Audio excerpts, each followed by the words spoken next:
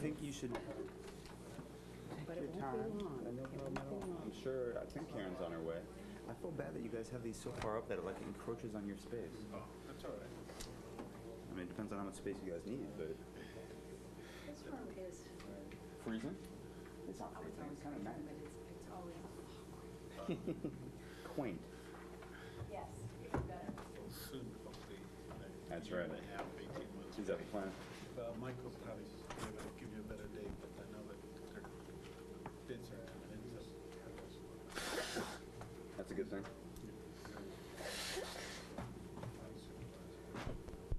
Voted and the, none of the poll workers got my joke on, I asked them which one was the Maytag repairman. I'm kind of going, they were old enough that they should have got it, but.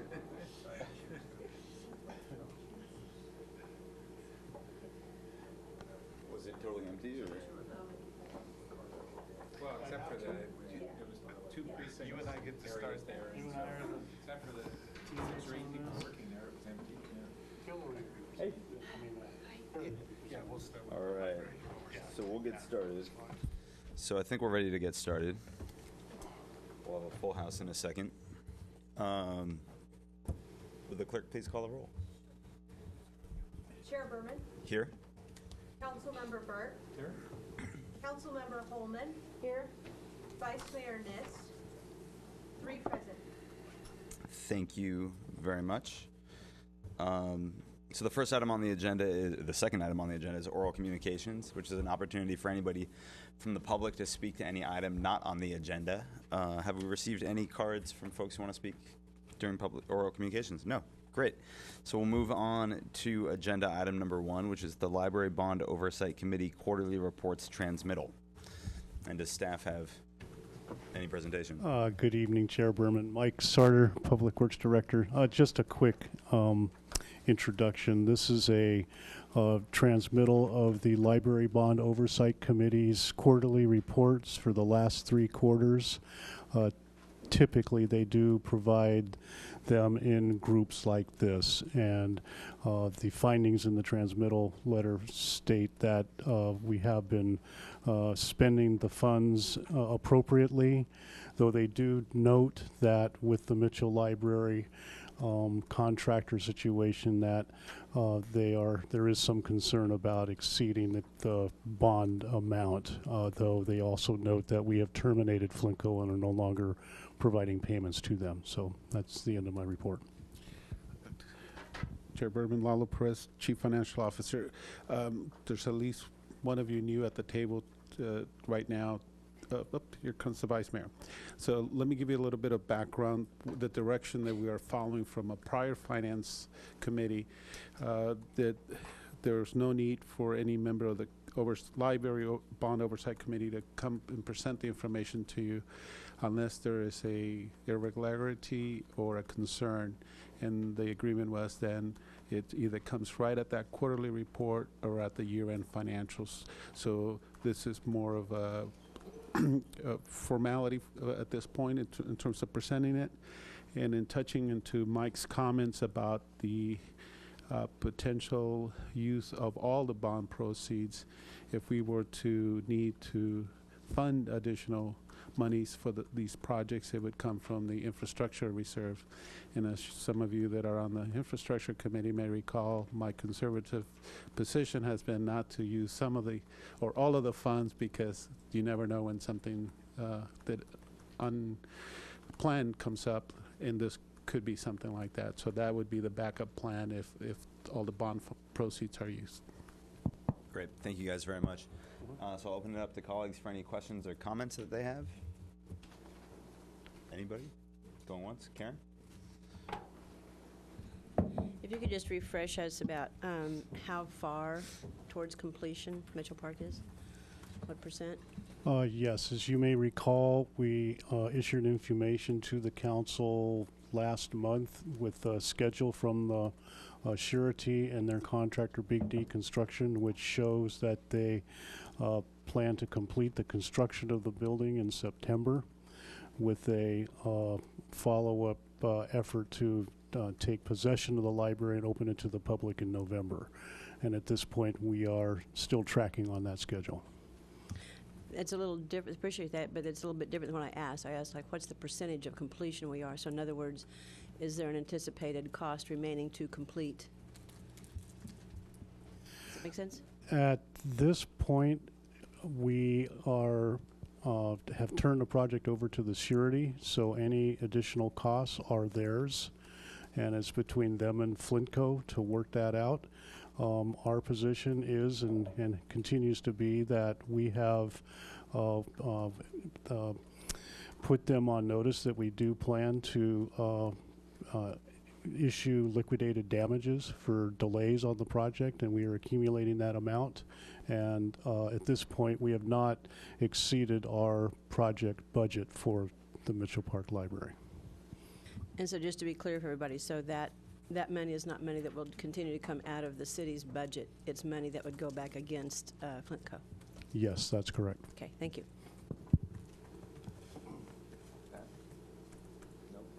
Liz? Nope. Great. Thank you, guys. Oh, is this just work? Well, I agree to that. Is this just accepting this? Is there any sort of motion we need to make, or no? No need for a motion. It's Great. just a presentation for Thank you for the update. So we'll move on to item number 2, which is the audit of the solid waste program. And we have no members of the public to speak to that. So would staff like to make a presentation? All right, let's reshuffle a little. There we go. Thank you, guys.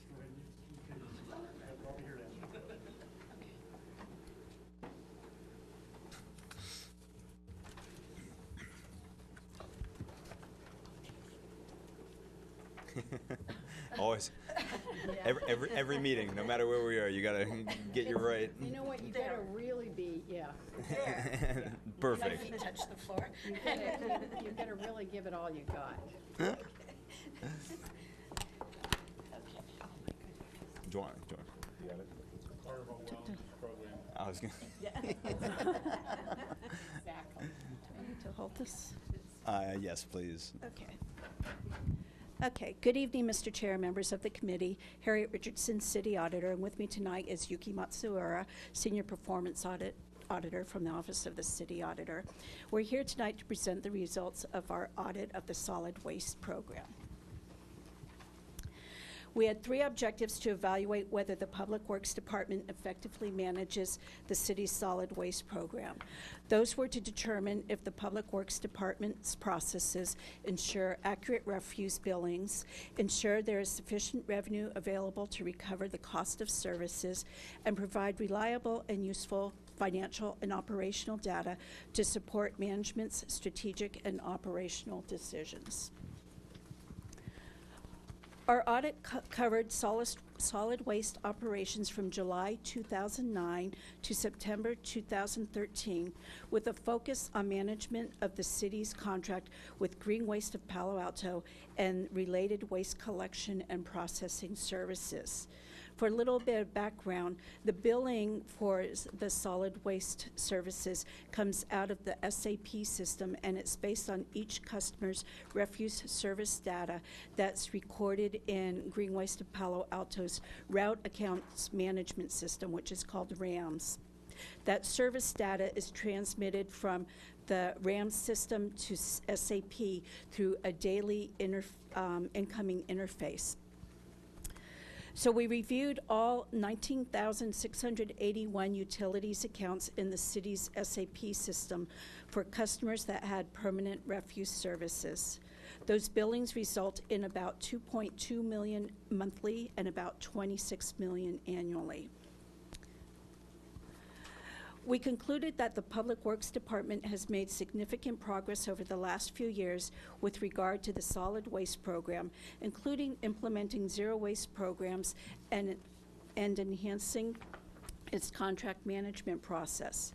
However, the audit findings show that the department should improve its management of its processes to ensure accurate refuse billings, ensure they collect sufficient revenue to recover the cost of services, and that they provide reliable and useful operational and financial data to support management's strategic and operational decisions. We addressed our 16 recommendations to the Public Works Department to improve their processes in these areas. I'll now turn the presentation over to Yuki to discuss the specific audit findings and recommendations. Yuki Matsura, Senior Performance Auditor. Finding 1, improve the accuracy of refuse billing. We compared the SAP data and green waste RAMS data and found 685 accounts that didn't match. As of March, staff reviewed 192 accounts and confirmed customer billing adjustment for 71 accounts.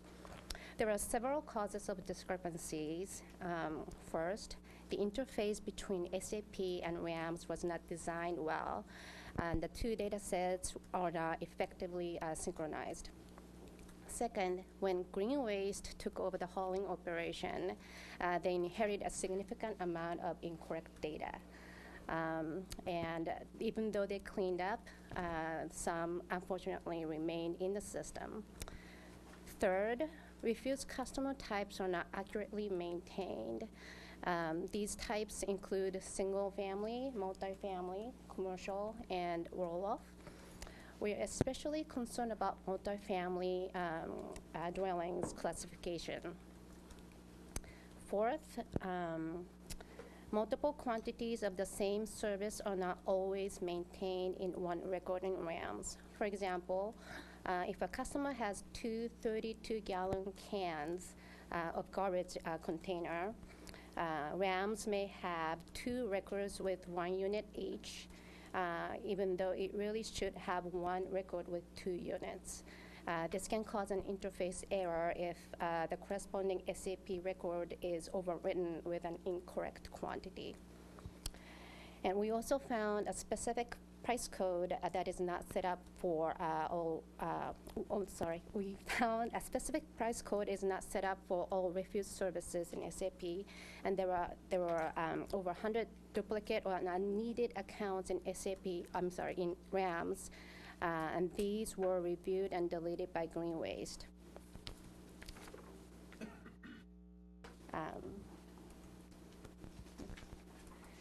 We recommend that Public Works develop methodology and tools to identify and address discrepancies, and also conduct a cost-benefit analysis to determine how to address interface issues. So Public Works currently has $250,000 in CIP funding that they can use to address these issues. But they have not used any of this funding because there are a lot of unknowns surrounding this project. One example is they are waiting to see what is going to happen with the green waste system upgrade, and also they are not sure what's going to happen with SAP. There's also a possibility of new service or rate structure that may come out of the new rate study that's going on right now. Another recommendation is to review customer type classifications and work with Utilities Department and Green Waste to clarify the roles and responsibilities for obtaining, recording, and maintaining accurate customer type data. And at the last bullet, identify and assess necessary data, system capability, and related tasks before complex rates and exemptions are adopted by the council. Finding 2, strengthen the oversight of Green Waste of Palo Alto to maintain accurate refuse service data. We selected 298 accounts from RAMS and visited the customer sites and compared the services recorded in the system to the actual refuse containers located at customer site. We found 30 accounts that didn't match, and staff reviewed all of them and found that 10 accounts required billing adjustment. The city was correctly billing the other 20 customers. Our recommendation is to assess the impact of incorrect service records that may remain in the system and provide additional direction to enhance green waste monitoring activities.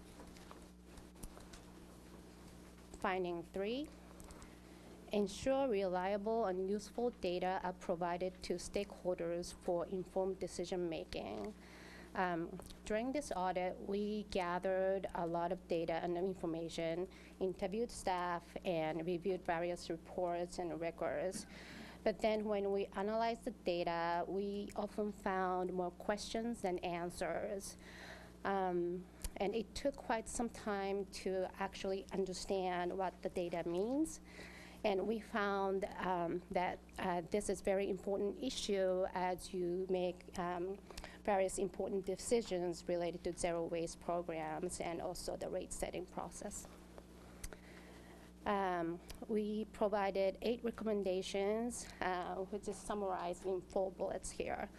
First, some financial data presented in staff reports were not consistent with the city's comprehensive annual financial report or budget documents.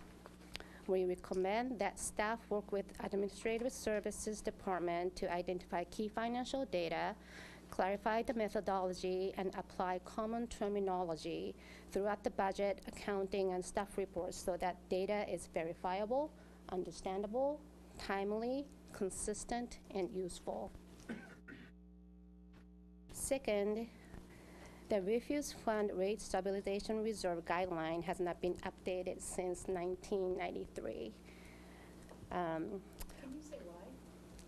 Or why does it matter also? Let's say that question. Let's table that for a second. Okay.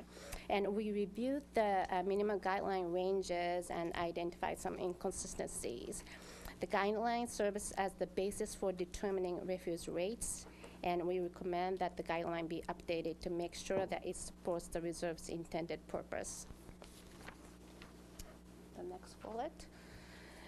The actual refuse revenues and expenses by customer type or by service were not available. For example, we could not see in SAP what the actual revenue was from residential customers in a given year. And if you'd like to know the actual revenue from residential mini can garbage service, for example, you'd have to get projected revenue figure from staff, not directly from SAP. And the staff has to go through some manual process to provide that data. So on the revenue side, we recommend that staff work with utilities, IT, and administrative services staff to revisit how the revenues are recorded in SAP. On the expense side, certain details are not visible to city staff because it is part of the contract and the invoice does not show the breakdown. We recommend that staff identify and obtain necessary data from green waste and also periodically review their financial records. And back in 2012, the Finance Committee discussed the need for the commercial sector reserve, which has not been established yet. We recommend that the department consult with the City Attorney's Office and reevaluate the need for the reserve. And the last bullet, we looked at selected performance measures and found that service level data were not consistent between green waste reports and city records. For example, if you like to know the total number of residential mini cans citywide, the number could be off by 100 or more between these 2 data sets. And financial incentives were not effectively designed to measure the contractor's performance or to encourage zero waste program efforts. For example, the contract requires green waste to collect X amount of recyclable materials, but the total tonnage is affected by external factors such as demography, economic activities, and it could also go against public outreach program that promote reuse and waste prevention that could actually reduce the amount of recyclable materials that's produced. We also found that there are no specific performance measures tied to public outreach efforts. This makes it difficult to monitor and assess which activities are working and which are not. We recommend that Public Works define and track key operational data, establish a baseline, and align contractual requirements with key performance measures, and monitor program progress and outcomes. And finally, we'd like to thank staff, city staff, and also our Greenway staff who made this audit possible. Thank you. Thank you very much. Donna, what the proper usual process for this is? Does staff have a response right now? Do they want to just answer questions as they come up from council? I don't know if you guys have any remarks you want to make up front. And we just got a speaker card, so let me first, why don't we have staff respond first, and then we'll have the speaker from the public, and then the committee will ask questions and comments. Thank you, Chair Berman and members of Finance Committee. Just let me point out our city manager and Public Works response to the audit is in attachment 3 of your packet here, where we acknowledge the work of the city auditor, and also attached to that is a series of city manager's summary of our response to each of the findings and recommendations the city auditor made. Just real briefly, we agree with the recommendations and appreciate the support and work of the city auditor in this effort. At this point, I'll leave it at that, and we'll be open to any questions you might have. Great. Thank you very much. Mr. Herb Borak will have 3 minutes to speak.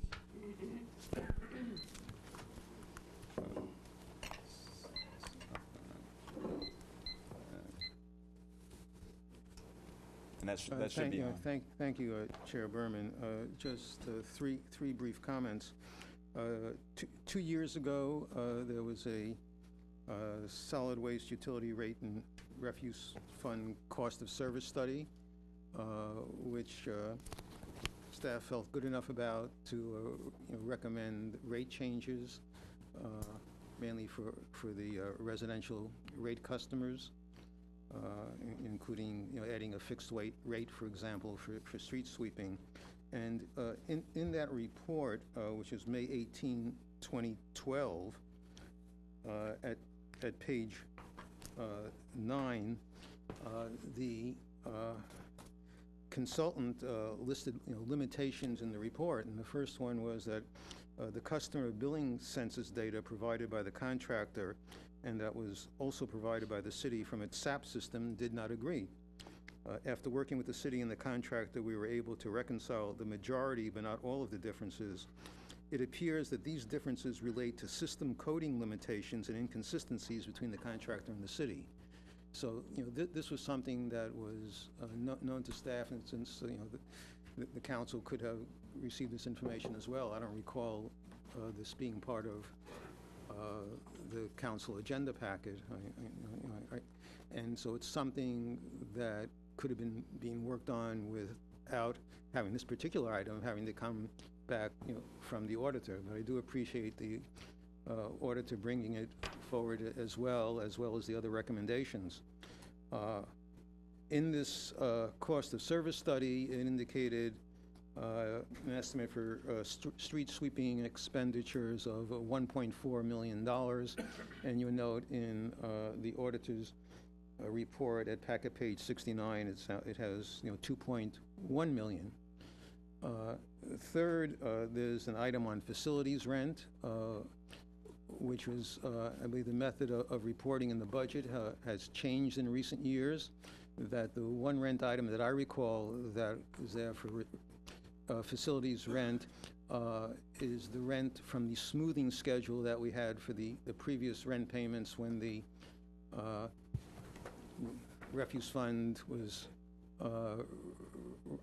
renting that part of dedicated parkland for using it as an active landfill, and that was not being made into parkland. So I don't know what I haven't taken a look at the budget document, but maybe we're still getting additional rent for additional years for the pieces that have not been the parkland. I do recall there was an additional item added in recent budgets that I had thought would be separate from the other one. And I'll go back, by the time this comes to council, and try and find that and let you know at that time. Thank you. Thank you, Mr. Rourke. Let me make Jim. just another general comment. Yeah. Thanks.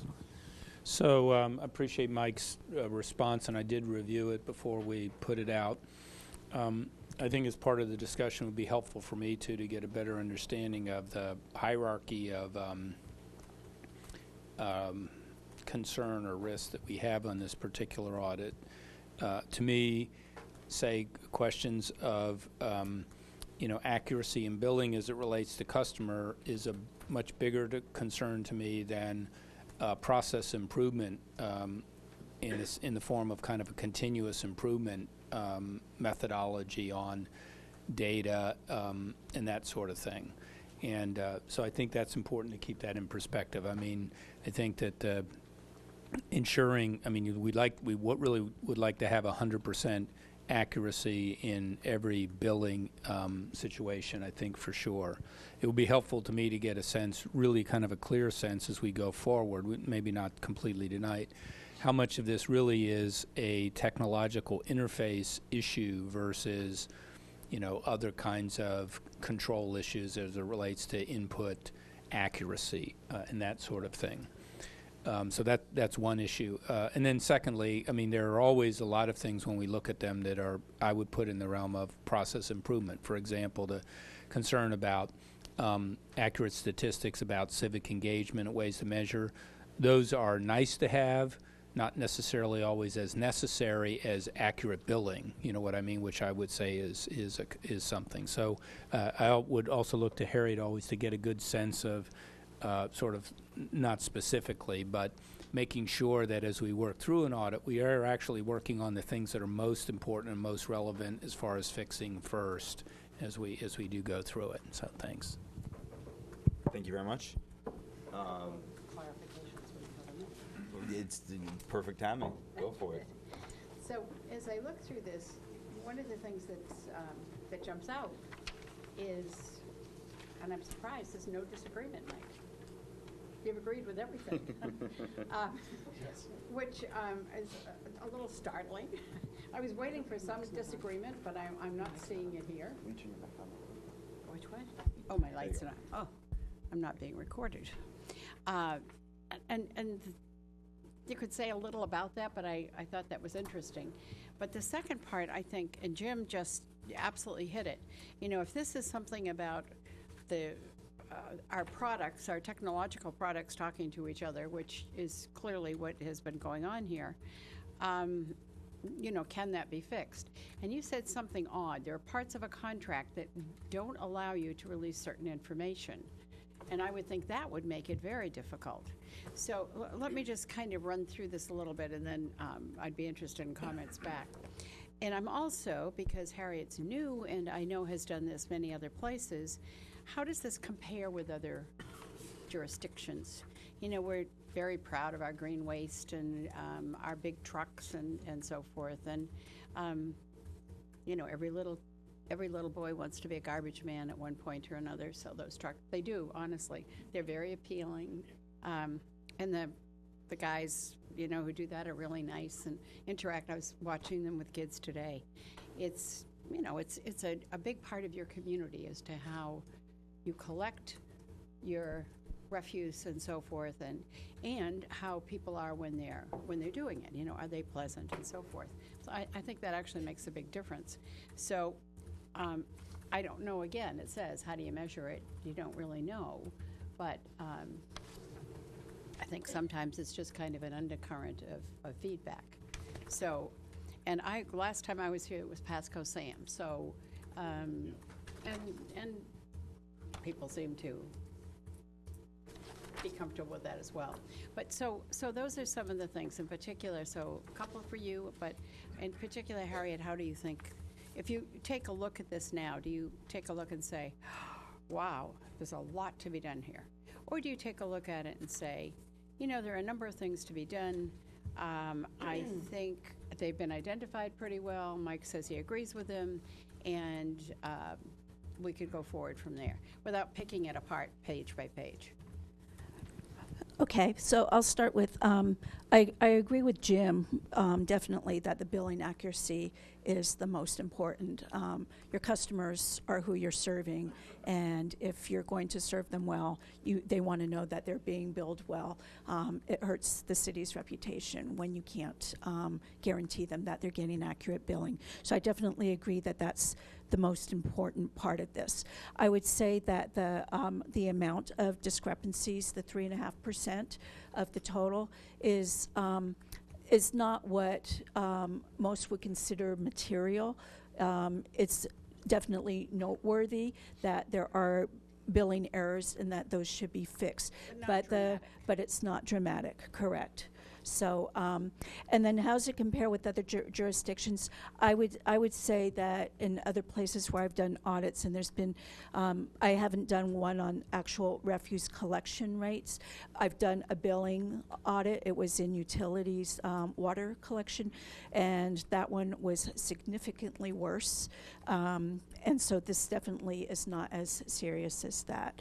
As far as the data and the type of information you can collect, if you're moving forward with knowing that you're going to try and achieve a zero waste goal, I think it's important to have accurate data to know if you're actually meeting that. Again, it's a matter of how important that is in the big scheme of things compared to the billing. So does that answer? It does, and I just wanted to get that big picture of it. A zero waste goal is certainly a good goal. It's a laudable goal. But you're right, to get there, we've got to really have the billing so that it's technically tied together. And you need the data to know how much you're really sending to the landfill versus how much you're actually recycling. Exactly. So and the contract issue that you brought up? So that's expense side. So the Green Waste is doing a lot of, implementing zero waste programs, and they do a lot. But the city doesn't really have a good data regarding how much is being spent by green waste on commercial sector versus residential sector.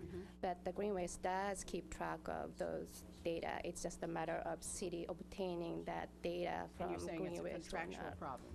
Well, the invoice, the contract doesn't require Green Waste to provide that level of detail, but Could the the city contractor has the right to request that data. So it's just a matter of asking. So that's, you're just identifying the problem and saying, here's the solution. Okay, good. Okay. Thank Done you. for the moment. Great. Anybody else? Karen? Yes, thank you to everybody at the table for participating in this. And I guess there's an overarching question or concern that always comes up in these audits is data not being accurately entered into SAP.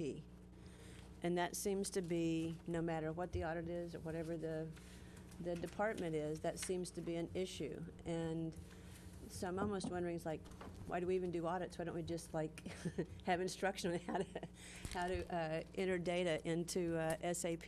Because it seems like there's a lot that we either don't know what's happening or how to track what's happening because we don't have good data. I agree that billing the clients accurately is the most important thing, but how do you do that without having good data? So I don't see that there almost is a hierarchy. I see them as being on an equal because one depends on the other. So, and we have had SAP since, what is it, 2003? Okay, I was going to say 4. Okay, 2003. That's 11 years.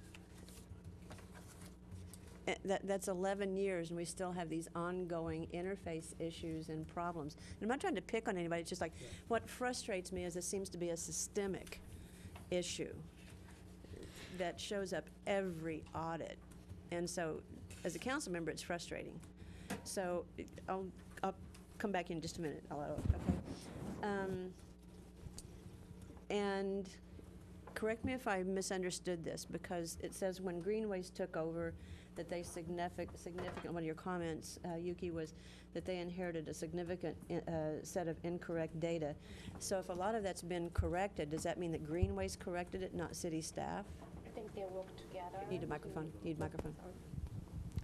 My understanding is that they work together to correct the data, because some came to SAP and then some came to RAMS, and they had to really coordinate to fix those data, because Okay. they don't know which one is correct. Okay, all right. And then I'm going to get some issues out there, and you can respond to them all at the same time if you would like to. The issue of multifamily residential, it's both in the audit and in your comments too. Residents have been bringing that issue up for a few years, that there are billing issues and inaccurate, what would you call it, assignments, for lack of a better word, to how multifamily residents are being billed because of, and well, hold on, you can just, I'm going to get these all out, and then you can, if you would, okay? So that's been hanging out there for a good while. Liz asked earlier, so why hasn't the commercial refuse, the commercial sector reserve been updated? And do we have an issue or not of residential reserve? If we were supposed to establish that a couple years ago and it hasn't been done, are the residential customers, so to speak, subsidizing the commercial reserve fund because they aren't separated? That's another question. And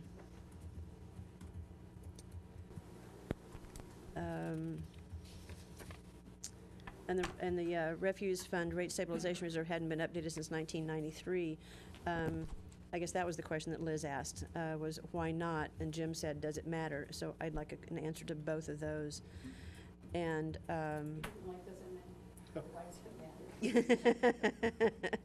well, the point was stated, so let's just get an answer to it. And about measures of outreach and outreach efforts, and not a good way of measuring those.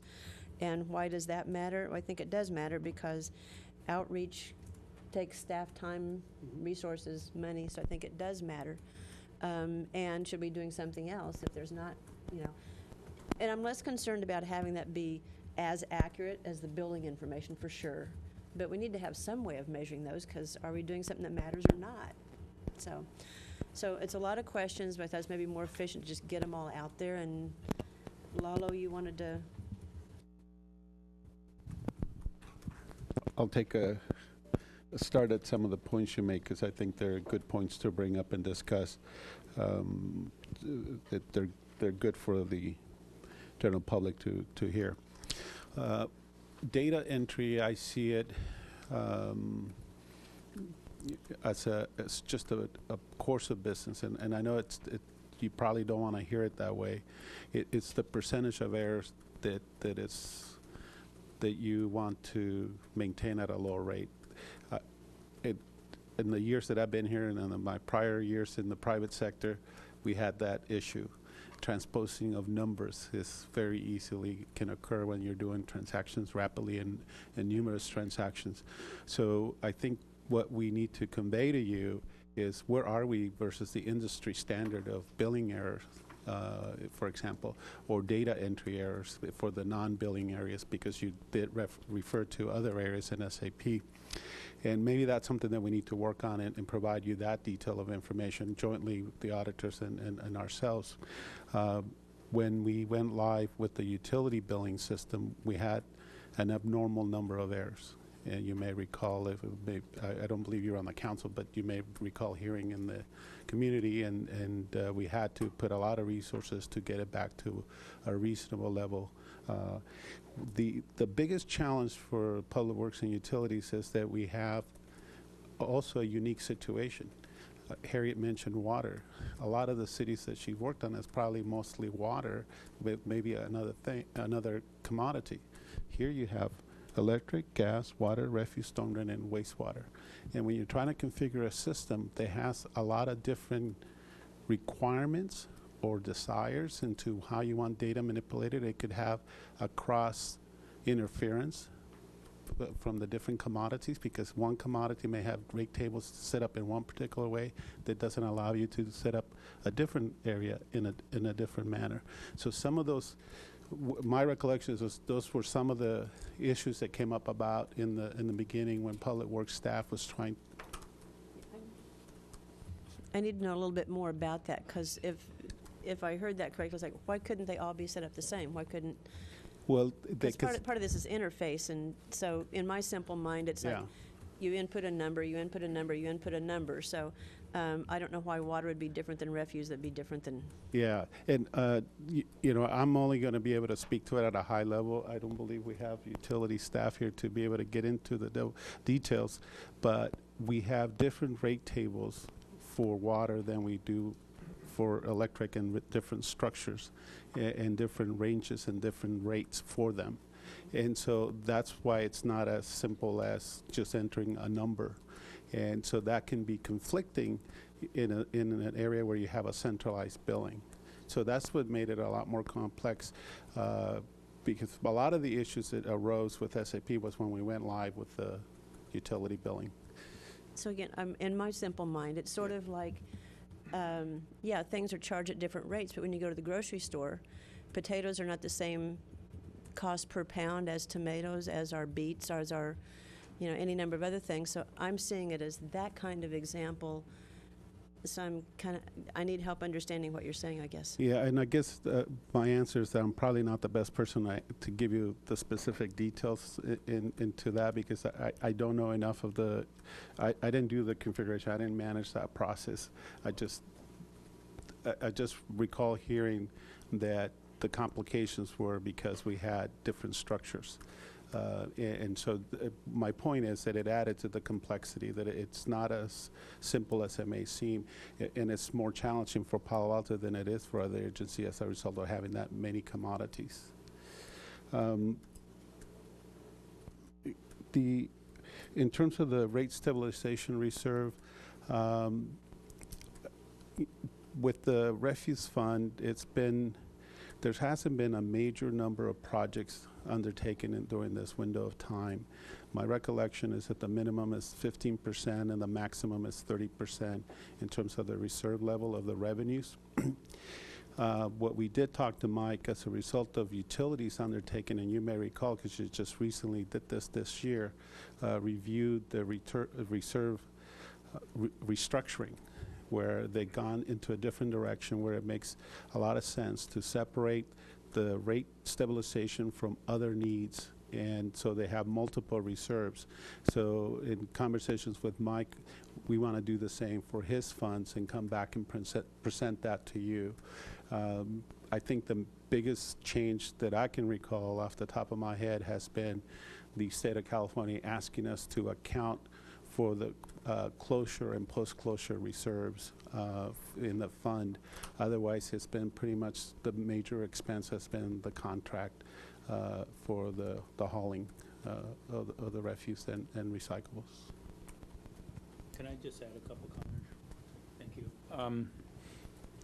So I think we have to look at this at a general level and then get specific on some things. So I do want to separate out again when we have an audit and it looks at, say, something like a billing issue, which is an accuracy issue. And then when we have a client or customer involved, I would say the accuracy issue intensifies, right? And that's an important issue. That being said, we're talking about 20,000 utilities were looked at as having not a match.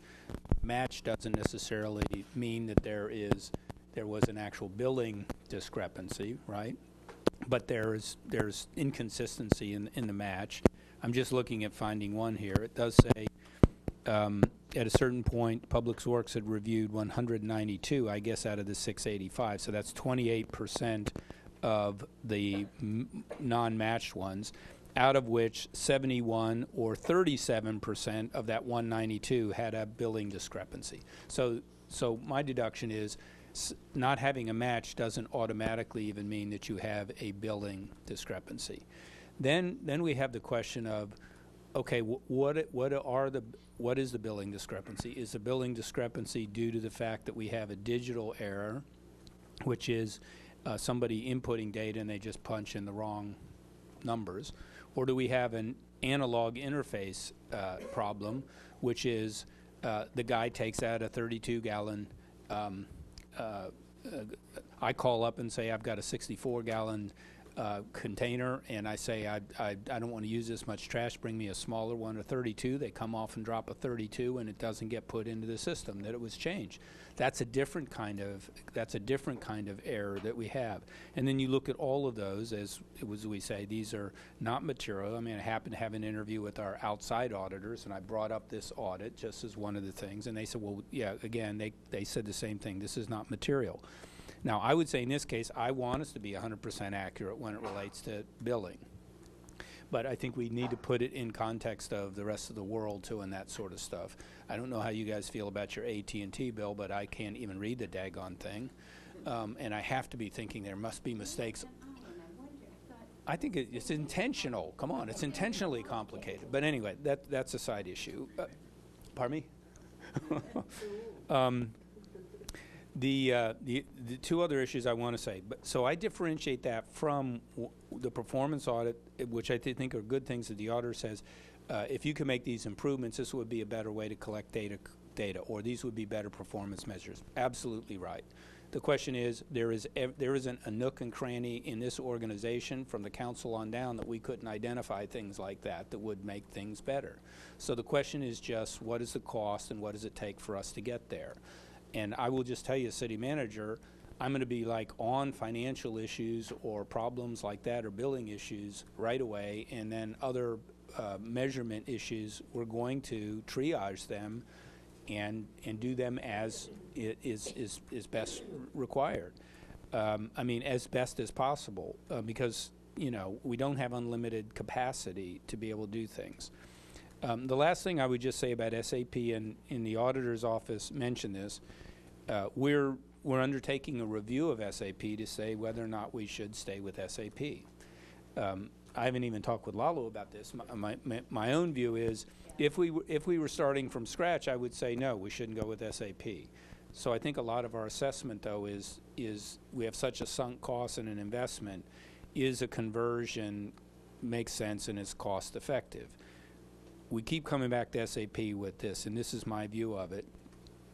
It is a complete, integrated, high-performance, complex system. And you could look at any area, hospitals, any kind of interface issue, and you say, wow, the more complex something gets, the more potential it has, the more potential for good, the more potential it has for error. And I think that's more what Lalo starts to talk about, and then we have a lot of complex inputs. If I'm typically were designing a system that has different human beings interacting with it regularly, I would argue for simplicity. That's why I use a Mac. It's intuitive, it's clear, it's simple. You don't even need to read instructions for the most part to be able to start to use it. That kind of thing. No, but SAP is exactly the opposite from that. It takes lots of training, it takes lots, and as we said many times, we haven't even fully, we bought it with a turbocharge feature, except we didn't buy the turbocharger, for example. So I just think we have to acknowledge that there are lots of those pieces, and with a really high performance vehicle that you want to sort of, you have to sort of keep tuned up and repaired, we're going to have more glitches than with something simple. Now that's not to make any excuses for things, but I think it is we keep running into this, Karen, it's just you keep pointing out, and I think that's part of the factors there, so. Yes. Okay. Please. I just wanted to point out that what was most concerning to me during the audit was the manual processes required to keep it going. So the Greenway staff, they have to review interface files every day. And Public Works staff, they have to review it every day to detect incoming errors. And also, I think what the city manager said is true. There's a difference between old data that need to be corrected, or old bad data that need to be corrected, and new interface errors that are being created. So in our recommendation, we focused on correcting old data, but then at the same time, how to reduce those manual processes so that staff can go back to performing their core functions, including zero waste programs. So that's what I want to point out. So lastly, I don't disagree that, and Jim, you acknowledge this, it's like if there's a 3.5% error, that's not a high level of error. I mean, That's a 3.5 on the not matched, not right, on the not matched, not error. Okay. It's not a high degree. It's like as I just said, and you acknowledge it, my frustration is like every time we have an audit, this SAP or interface, or it always comes up. So it seems like it's a systemic kind of issue. So, okay. Earl, thank you. Pat? Yeah, thanks.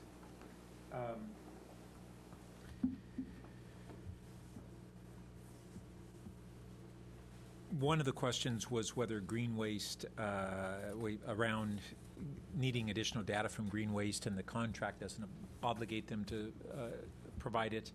But we can ask, how cooperative are they if we ask for that? Do we always get it? Do we sometimes get it? Or My understanding is they've been very cooperative. I have Ron Arp here, Solid Waste Pro, if you want to get into more detail on that.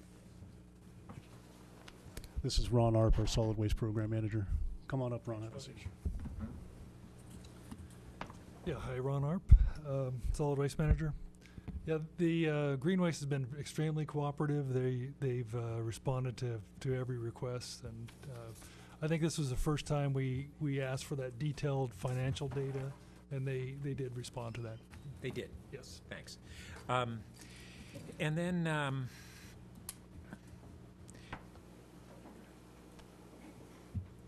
the manual effort that is required on a daily basis, and I'm not sure who would best explain this, but at a high level, what's done on a daily basis, and then what are the fixes that have either been done or are on the horizon? Actually, I'd like Matt Krupp to come up here, and he's the one who does many of these fixes. So, Maybe should I take the mic? thanks, Matt. Don't start singing. I won't. So hi, Matthew Krupp, Zero Waste Administrator, work with Ron. And so the daily fixes, the files that are coming from Green Waste have to be verified to make sure that we are not placing a service in an account that is in the inappropriate account, for lack of a better word. I'm sorry, are these when a change occurs? Sure. Okay. So we have to make, there are two sets of checks. So one is when customers start service. So there's a move-in, move-out, or end service. And then also when there's a change. So if, as city manager was saying, if a commercial customer especially changes from, let's say, a 96-gallon garbage cart to a 1-yard garbage bin, that's a significant change that actually involves having to change the installation for the customer. So Green Waste has a limited ability in order to be able to define that change, and so we have to manage that change manually to check to make sure that they're built properly. Okay, great. And so what are the fixes, the changes that we're going to have that would streamline that? Right, so there are a few Well, different... I should have asked, which ones will streamline the process and which will reduce errors? Sure. So there were a few fixes that were implemented already to try to make these changes happen less frequently, the manual fixes. So one was, and I don't want to get into the weeds of SAP, but there are two different ways that you could bill items. One by quantity, and one by, so it's either a 1 or a 0 or a 2, you know, how many you have of a certain thing. Another is whether the service is on or off, and that's called a flag factor. So in the refuse fund, we have both of those types of services, which makes it extra complicated, to Yuki's point. Now, we've fixed the flag factor question, so we've been able to fix that problem. What we haven't been able to fix are these other questions about the different types of services, and it's described in the report about the R1, R2, and R3 service levels. And we actually were looking at a consultant. We have a CIP project on the board for $250,000 to look at some of these fixes. We've postulated actually in our team and some of the folks who work in IT on the SAP team and in Public Works about how to fix these challenges. We don't know if it's the right answer or what other negative outcomes might result from trying to fix it. But that was one of the items that we were looking to fix specifically, is this sort of, for lack of a better word, R2, R3 problem that requires a manual fix every day. Okay. And glad you don't have that job. yeah. Then when, so it sounds like the efforts that you have, you anticipate you're going to be able to reduce some of the errors on the front end. And so that may partially answer the next question I had on my list, which is, given that we have 3.5% in this audit that were errors, but some subset of those were actual billing errors. So there were mismatches that were a higher number. So the billing errors is what we're talking about, something a little over 1% or something like that, or was it less than that?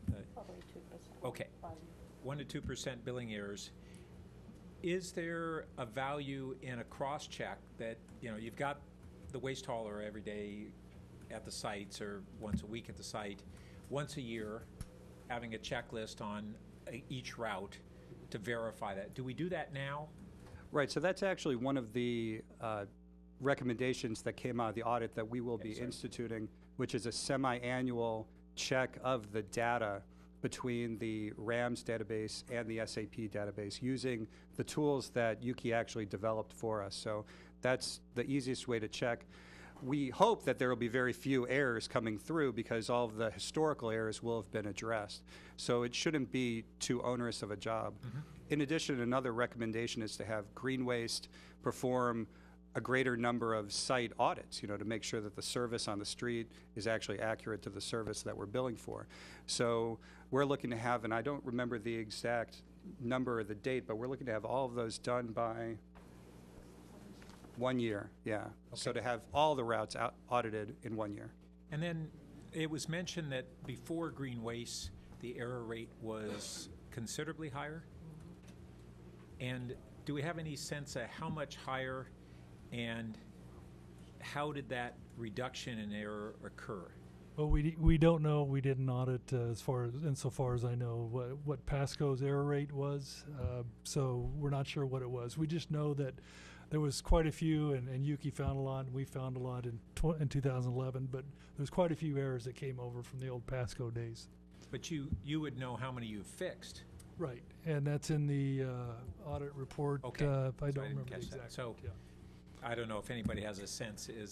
Was it maybe in the vicinity of twice the error rate, or some fraction of it, or pretty high number? It was.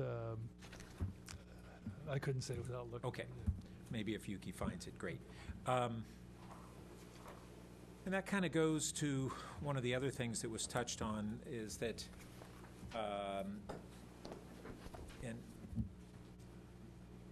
all of these kinds of systems in various cities have error rates, and it was mentioned that this is not out of the ordinary. So maybe the auditor staff, or either group, what's realistic as a goal in terms of what level of error rate? We could say we want to be perfect, but what do we think is a reasonable and realistic objective? Well, just to weigh in, we've looked around, and the staff, we've looked around, and so far we can't find, a standard error rate for refuse billing. We do have, I can't tell you, we have a very unusual situation that we have to maintain the two databases. Almost nobody else that we know of does this. They all have the contractor do the billing, like in most cities in the Bay Area. So this is kind of a very unusual situation, trying to maintain both of these databases. So, for me personally, I think, for under 3%, that's not too bad. We want to do better, and we want to get to 1% or less, but, we haven't been able to find something. We don't know what there's an industry standard, but we probably don't want to set our goal as the industry standard or norm. We want to be close to best practice. If I just might add, so that begs the question, we say, well, then why don't we have them just do the billing, right? And we've talked about this before, and that's worthwhile. On the other hand, we like having an integrated billing, utilities bill, as Lalo was saying, for our customers, for everybody to get everything on the one bill rather than lots of different ones. They look at their total cost. So, there's a good reason why we're putting up with a system that has some inherent, problems. So this is my final question. So some of the problems are because there are the two systems and the interface of that. I wanted to ask, do we have any sense of what the similarities might be in utilities, different set of circumstances? We're not looking at bin changes and things, maybe there are other changes, and we don't have this interface issue. So are we really looking at a different scenario in utilities than we would be here? Is that what we're guessing? Or I'm not sure I can. I should say not based upon what we've audited, but based upon what we understand about how the systems would be prone to errors or not prone to them. Right. I think your comment and observation are the key difference, that we don't have to do an interface and there's not another vendor involved, so it's just purely staff. And, I do know that we have some corrections from time to time. I don't know a percentage, but I do know that we have some, and that there's measures that utility staff has to detect abnormal readings, for example. I know that much, and so when that generates a out of the ordinary read, then they do a follow-up on that. So there's some checks and balances to the system as well. Because we certainly hear periodically anecdotal concerns from ratepayers, primarily residents, about their perception that we have skewed billings that occur on the utility side. That's not the subject of tonight's audit, but I wanted to understand how this may inform our sense of what may exist on the utility side. So we have on our audit plan an audit to do a utilities billing audit, and so I think at the end of that we can probably do some sort of a comparison. If it's possible, I just want to add, and this goes to Councilwoman Holman's question before about some of the differences between the refuse fund and the other utilities funds, is that in the refuse fund we have nearly 350 different products that we offer to our customers, and they could change their service level weekly, monthly, daily if they want to. It's really a very different sort of service than a metered service, and presents a whole suite of problems for SAP to deal with that are really fundamentally different than the other utilities that are out there. And it's something that we've struggled with since the refuse fund has been billed over on the SAP side. So, the challenges and lessons learned perhaps from this audit might not apply directly to some of the same lessons that you might find for the other utilities. Just two things. One is, wanted to see if City Auditor or Yuki had anything that you wanted to add in response to anything that's been said or asked. And the other is, since we do have several green waste people here, just to say that... you took my comment. Go for it. Just to say that service is always really, really good, always cordial, always friendly, smile at the curb. So really appreciate that since you're here. And they pick up the waste on time. They do. Every day. You're better than the mailman. I think, I won't speak for others, I like getting everything on one bill. It's very reassuring in some odd way, but I like seeing it all. And I frequently take it back to the East Coast with me to show them that we get it all on one bill, because those are all separate. And it's kind of a shock, but at least it's a once-a-month shock and it's over. Yeah, you might convince me to move from Menlo Park back over to Palo Alto. Now we're talking. Now we're talking. Did you guys have anything you wanted to respond to what's been said so far? I was just going to add one comment, and that is with all the comments made for SAP and utilities billing. I know that the city of Tacoma, Washington uses SAP and for all their utilities, and I also know they bill everything on one bill, but they have some significant issues with it because of the SAP also. Well, there you go. Something to consider when we do that analysis. Yeah. So I'll be brief because a lot of good questions have been asked and good answers have been provided.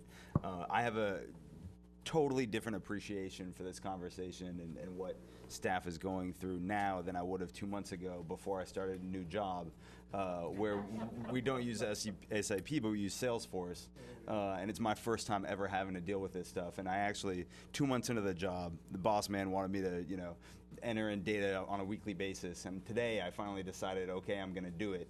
And about 45 minutes into entering data onto Salesforce, I almost switched over and just started plugging it into an Excel spreadsheet.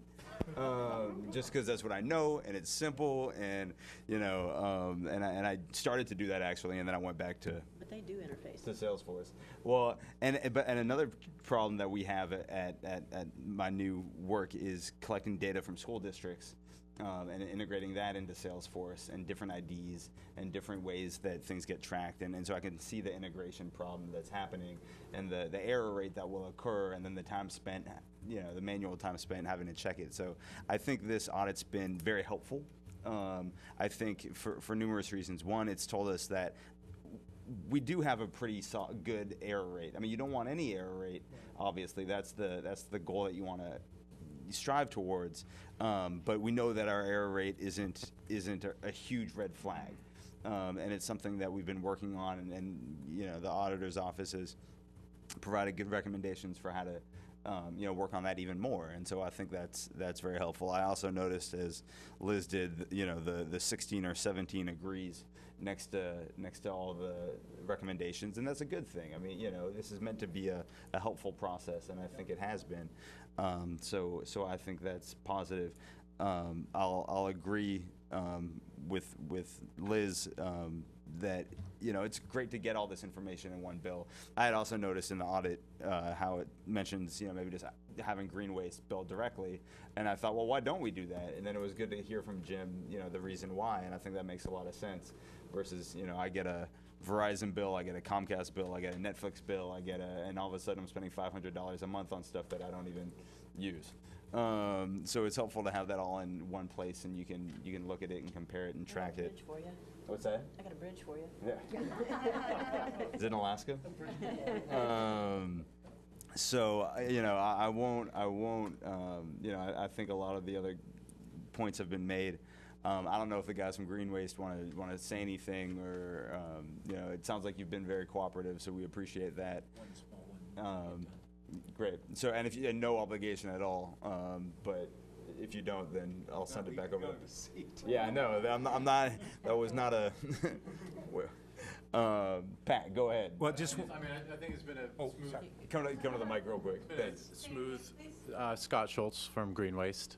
I just think it's been a real collaborative process, and nothing's been asked of us that's unreasonable, and we want to make things as open as possible. And I think we've been working well together, so it's been good. The audit was time consuming, but I think well worthwhile. Thanks, Scott. Come on up. Now I got you guys started. I can't. Oh no, sure. Chris Siementhal, General Manager. Yuki was a pleasure to work with, and I've worked with Palo for I don't know how many years now, 16, 17 years. So we've got a good relationship.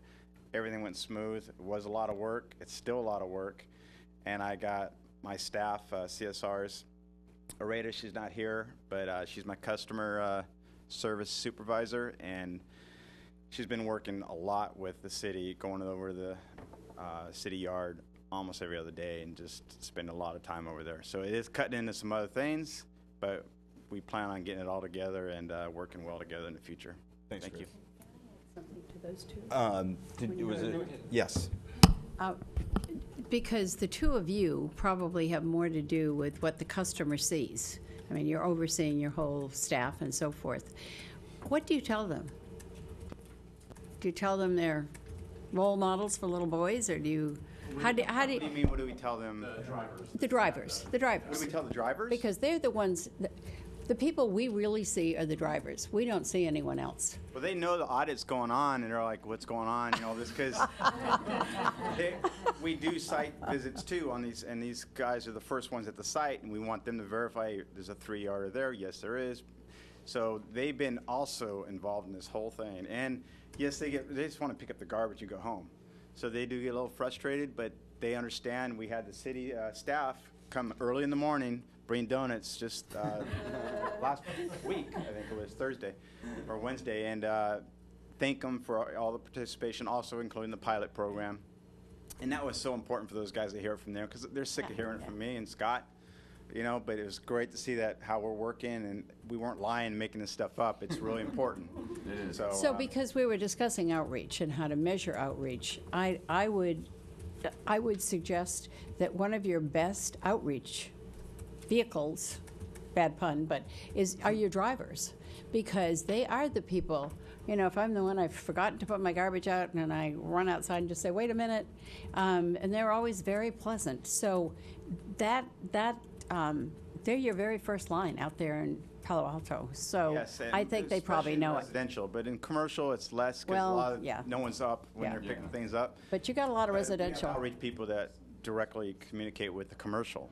Yeah. And that's Scott's team there. And so we have a lot of data. We just got to figure a way to share it with the city. Good. Thank you so much. I think Chris, the lesson is get them more donuts was what I heard. So thanks, Pat. Well, I had one comment, but now I have two.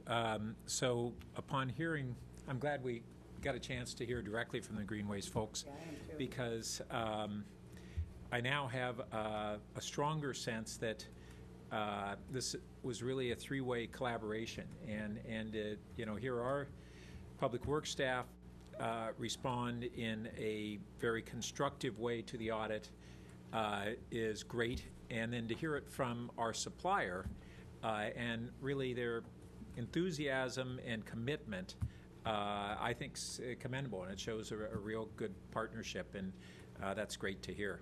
I think back in kind of private sector and when we'd have customer quality audits and the trepidation that we would have over it, and then going to the workforce and trying to get the buy-in, and this entire process is one that's pretty familiar, which brings me to one other notation, which is that I see we have about 50,000 in back billings and 125,000 in refunds.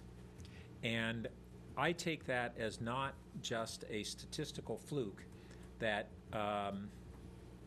that you got a 2.5 to 1 more refunds than back billings, because my experience in the private sector is if you underbill a customer, you're much less likely to hear about it than if you overbill.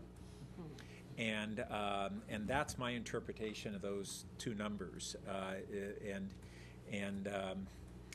so I just wanted to offer that as a comment. It's a reality that probably is never going to change, so you want to make sure you bill well, because you can't count on the two just averaging out.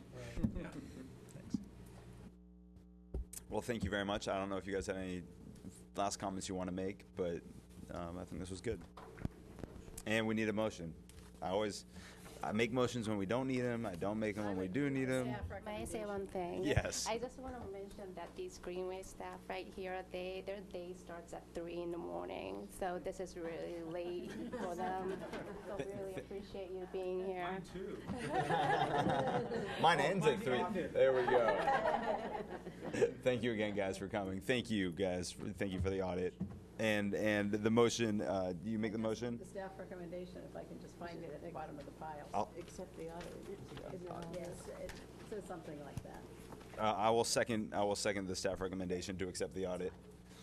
Would you like to speak to your motion? No, but Harriet, is this the first time you've spent with us?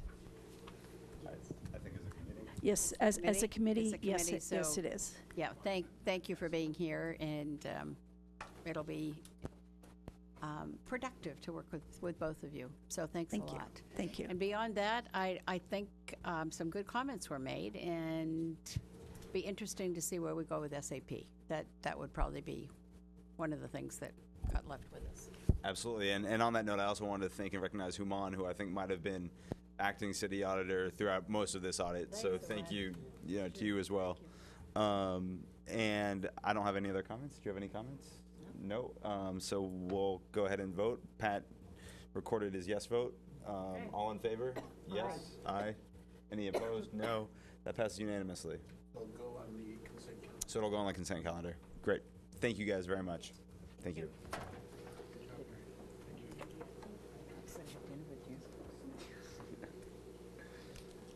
I think he'll be back.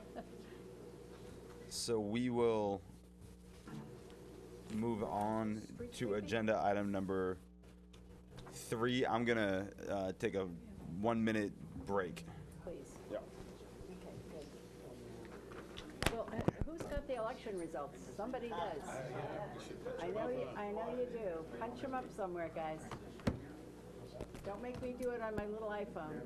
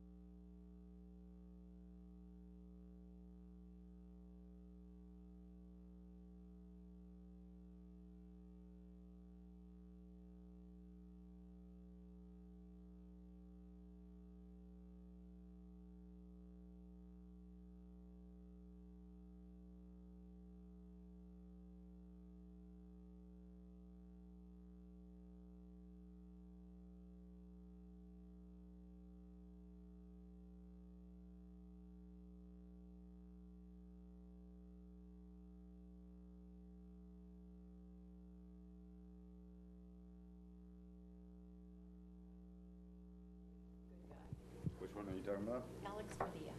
Oh, yeah. Yeah. How'd he do? How's he doing? He's winning. There you go. Pretty soundly, right? I think it's probably a bigger race for 6 or second. 7 points. Yeah. Who's in second? Who's in second? Oh, that would. Do you know him? No, but how are Schnorr and Pressman doing? Hardly at all. Yeah. Yeah, those two are way. Interesting. And Lala? Do you want to see how much Giants score? Oh, they lost. Lala told me they lost today in Cincinnati. It was 8-3 when I was home. Was it? The Giants? 3-8 more accurately. Yes. Okay, so I think we're ready to get started again. We're going to move on to the next item on the agenda. Item number 3: approval of staff plan that would reduce costs and increase efficiencies by contracting for certain street sweeping services and by reducing the frequency of sweeping in residential areas to every other week during the non-leaf season. I do have 3 speaker cards on this item so far. What I'm going to do is have staff give the staff report, then we'll go out to the public, and then we'll come back for questions and comments from council, from the committee. So if staff has a presentation. Yes, thanks, Chair Berman. Mike Sarter, Public Works Director, again on this item. With me tonight is John Hospitalier, who is our Assistant Director of Public Services Division. Actually, I'd like to congratulate him publicly as he was promoted last week into this position. So congratulations, John.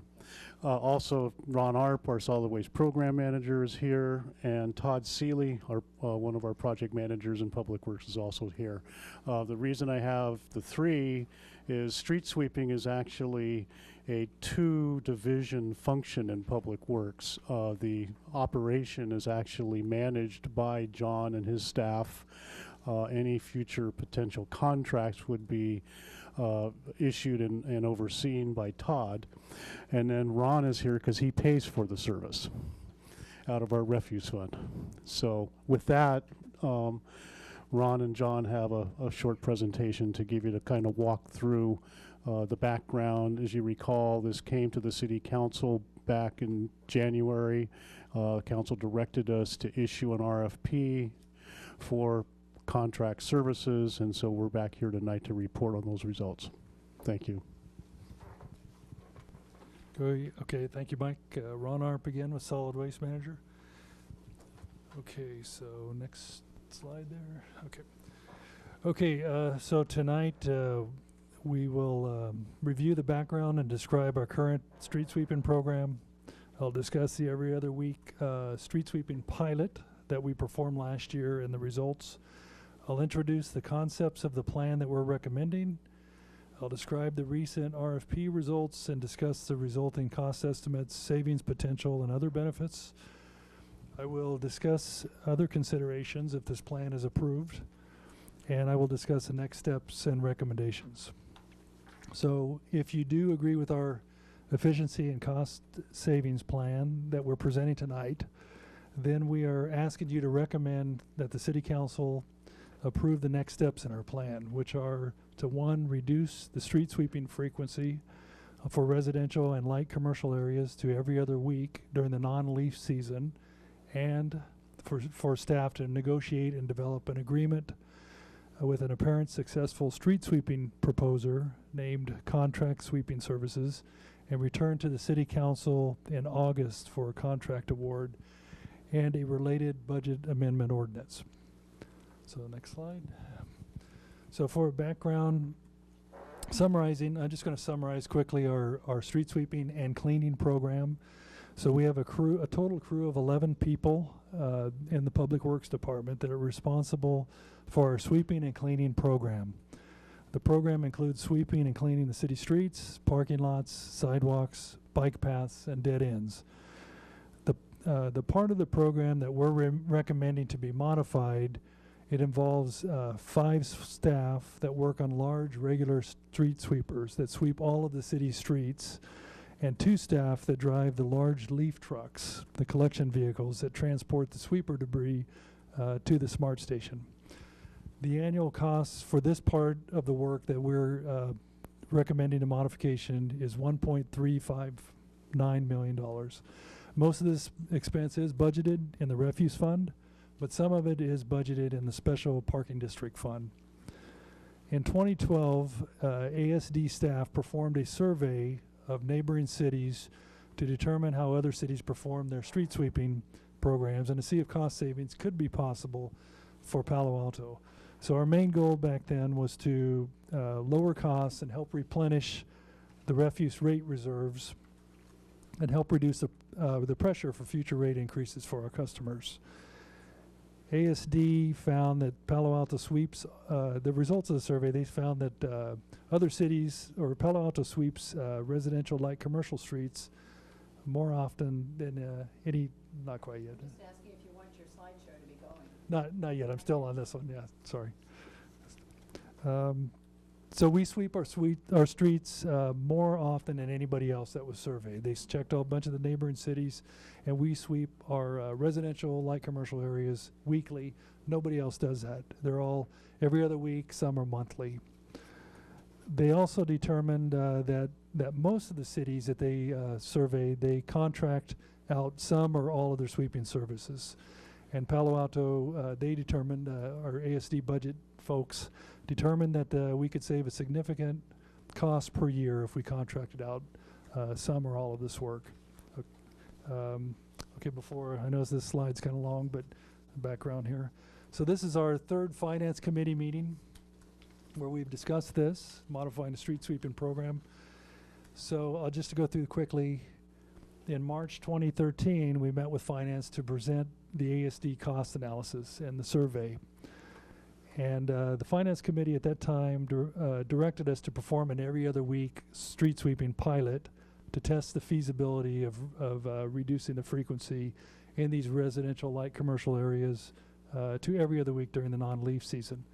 So we'll be discussing the pilot results on the next slide. So in December, we came back and we reported the pilot results to the Finance Committee and presented the results of an updated plan, efficiency and cost savings plan. Finance Committee unanimously approved the plan and directed us to obtain council approval to issue the RFP for purposes of confirming the estimated cost savings. And then council, we went back in February, council approved the issuance of the RFP. We received proposals in March, and we'll discuss that in a later slide. Okay, so the every other week pilot, so just mentioned before, we tested the feasibility during a 4.5 month window from mid-May through the end of September last year. And we focused our pilot on 5 of 20 residential routes.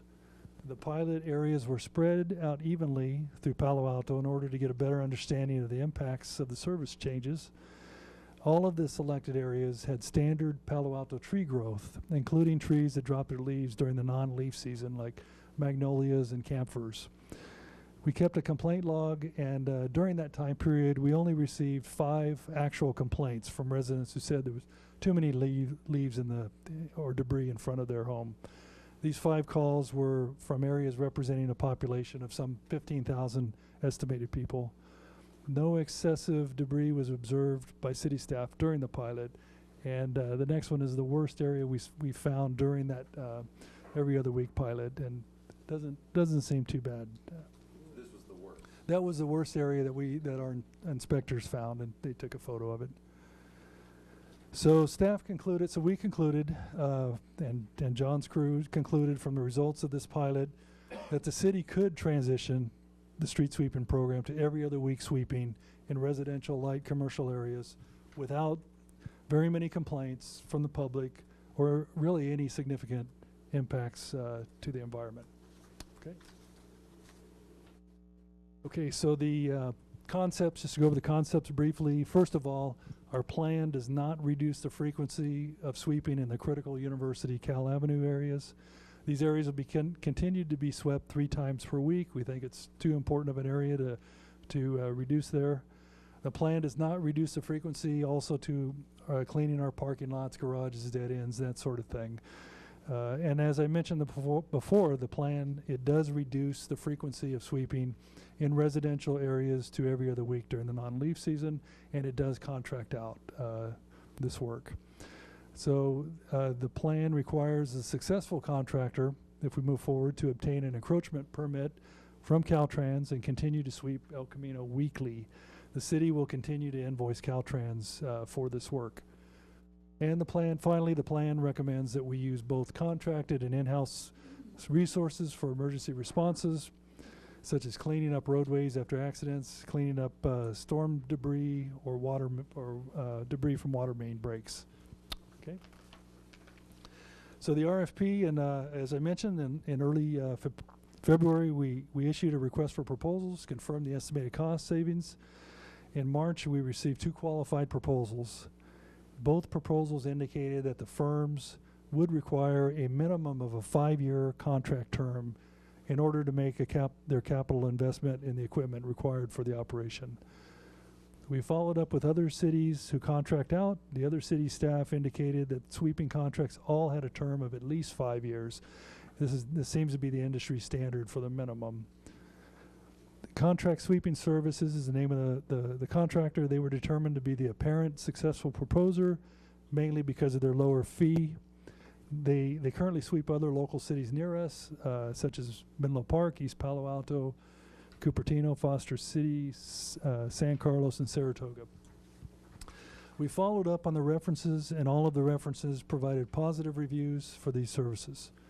The contract sweeping service proposal stated that they would like to interview and potentially hire up to 4 street sweeping operator staff. That was a finance committee direction to put that in the RFP, so we put it in. They agreed that they would interview. And we do know that interviewing affected city staff does not guarantee that the contractor would hire the affected staff, but the contractor did express a need for more sweeper operators if they were to be awarded this job. Okay, so the benefits of this plan. So this plan would save about $649,000 per year for full year of implementation. It would reduce the city's pension, healthcare, long-term liabilities also. It would also increase some efficiencies. Our maintenance shop could spend less time working on the sweeper-related equipment and more time on other fleet vehicles. So these sweepers, as you know, there are a lot of moving parts. They're very intensive. It's not a time I don't drive by the equipment shop that there's not a sweeper in the shop there. And the contractor would have a larger pool of employees and equipment that we could more efficiently deal with equipment downtime or employee absences. The contractor also has said that they will not stage their sweeping debris at certain locations through the city during the non-leaf season. So what they would do, instead of laying the material down at these certain locations, they'll just drive it straight to the smart station. So that's an efficiency that they won't be double handling their loads. And there's also some environmental benefits to this plan. Every other week sweeping would take a heavy sweeper off the streets every other week during 8 months or so, resulting in less wear and tear on the asphalt. And the city would realize 22% reduction in greenhouse gas emissions per year, equaling about 37 metric tons of CO2 emissions per year. Contract Sweeping Services plans to purchase brand new PM10 compliant sweepers. These clean diesel sweepers are subject to more stringent air quality regulations. And as mentioned before, the contractor will not collect the sweeper debris in piles, and the reason they'll just, during non-lease season, they'll just drive it to Smart Station. The reason why there's an environmental benefit there is you won't get wind-blown debris into our storm drains, and we think that's a distinct advantage. And so in summary, implementation of this plan would result in significant cost savings, efficiencies in our shop and operations, and environmental benefits of less asphalt damage, less greenhouse gas and other air emissions, and less wind-blown debris. Okay, so this is a savings for the reduced frequency part of our plan if we were to use in-house staff. So this slide shows the estimated savings for performing using our existing crews and equipment. The savings, if you note, are pretty minimal, only $87,000 per year estimated. And the main reason why savings would not be realized is that the city lacks the flexibility to add or reduce the crew size in order to ramp up for the leaf season, and therefore would need to be fully staffed year-round in order to accommodate that workload. And the same for the equipment.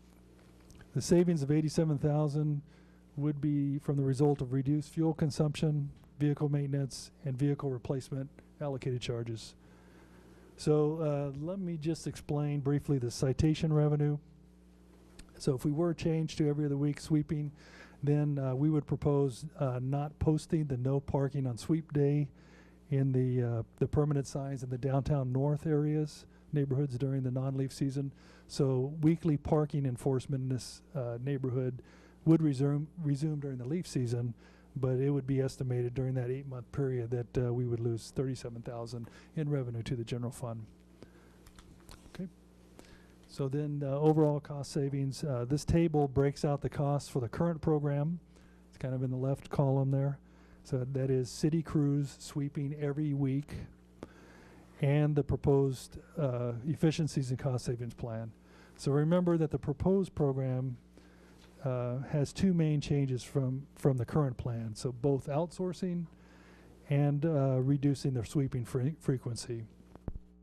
So as you can see, the current cost is $1.359 million per year, and the estimated cost that implement both changes is $710,000 per year, resulting in an annual savings of $649,000 per year. So this, of course, this slide does not include any avoided costs for employees' long-term pension healthcare costs. Okay. Other considerations. So as I said earlier, this efficiency and cost savings plan, if it's implemented, then there would be a reduction of 7 out of the 11 full-time positions in our Public Works Sweeping and Cleaning Program group. Since we came to the Finance Committee in December, 2 out of the 7 positions have found other jobs in the city. And we backfilled those 2 positions with temporary workers, anticipating if this plan moves forward. We think there are other opportunities we'll open up for affected staff, so there's 5 remaining staff that could be affected by this plan. And the utilities may hire an HEO, a heavy equipment operator position at the MSC yard.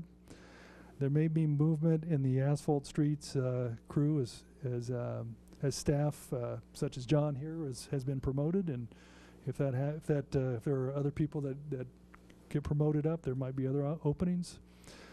All efforts would be made to minimize the impact to the affected staff. Public Services Management, they're working closely with human resources and managers of other sections to place the affected employees in other positions that are qualified, where they are qualified if at all possible. And then cross-training with other crews has already been offered, and bumping and reemployment rights that are described in the Memorandum of Understanding would be applied.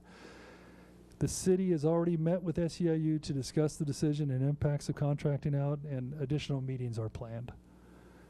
We would also reduce the equipment from 14 to 7 units, and we think that we would recognize a one-time salvage value of approximately $400,000 to the refuse fund, which ultimately funded the purchase of the equipment. Okay.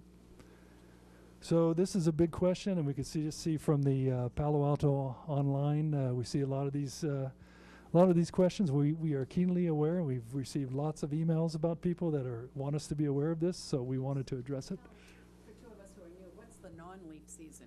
Non-leaf season, it can vary. The start, it depends on the storms and everything, but generally we'd say it's sometime mid-October to November 1st through, late January or February. So. That's a leaf season, yeah. So February, February through October, yes. About 8 months.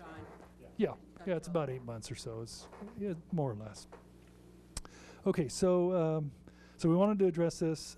We definitely know there are trees that drop leaves during non-leaf season, and we know that we will not be able to strictly perform the every other week sweeping in these areas when they're dropping their leaves. Therefore, we will address this by funding an additional 500 sweeping hours per year in the contract for on-call, unscheduled sweeping in these areas. We'll keep 2 sweepers, and the public services staff can operate to keep these problem areas, help keep them under control. Staff will perform more inspections during the non-leaf season, and our goal will be to identify these areas, these problem areas that we're just going to have to address during the non-leaf season. We just cannot go to every other week in some of these heavy areas. Those are where we have Magnolias and camphors. That's what Liz just said to me. Let me ask a quick question on this slide. Is this 500 sweeper hours, was that part of the RFP, and is that part of the... It's part of the cost analysis. It is? Yeah. Okay. Yes, it is. Mm-hmm. And then, but we basically, when we've talked it over with public services staff, and basically we're not going to allow any significant problems in these areas. They're going to be all over it. Public services staff is going to be inspecting it. They're going to be doing whatever it takes to keep these areas clean. So, okay, and phasing. Okay, so when we came to the Finance Committee meeting in December, the committee directed us to include the option of a 12-month phasing plan in the RFP. So the phasing time period was meant to give affected staff time to find and transfer to other jobs within the city. We did include the 12-month phasing option into the RFP, assuming that the contractor would sweep a minimum of half of the city curb miles for the first 12 months. After a review of the proposals and vetting of the issues involved, we're not recommending phasing for the following reasons. Number one, we just wouldn't receive all the cost savings, $649,000 cost savings for the first full year of the contract. Number two, if the city and the contractor each take sections of the city and try to sweep, they're probably going to have to share these dump locations. There's very few of these, and they can be kind of problematic for the neighbors in those areas. So we think that these areas could be subjected to twice as much noise and some other problems from both work groups, sharing these debris pickup locations, or we might even have to add new pickup locations. Number three, the city's debris management operation, it's really incompatible with the contractor's sweeping services method. During the leaf season, the contractor will load up the debris in bins and haul it away, and we pile it on the streets and we pick it up with a large it's called a leaf truck with a clamshell. So it would make twice as big of an area as a dump location. And also one key, our debris management equipment, the leaf truck, is very old, and it's likely in need of some costly repair work in the near future. These are very expensive pieces of equipment, so spending a significant amount of time and money repairing this vehicle at this juncture, we would not be cost effective. And finally, managing the two work groups during the busy leaf season would be challenging enough, but we think the extra amount of time to focus on two work groups and try to get a new contractor up to speed during the intense leaf season would be very difficult. So those are the reasons that we would propose not conducting the 12-month phasing plan. And finally, next steps.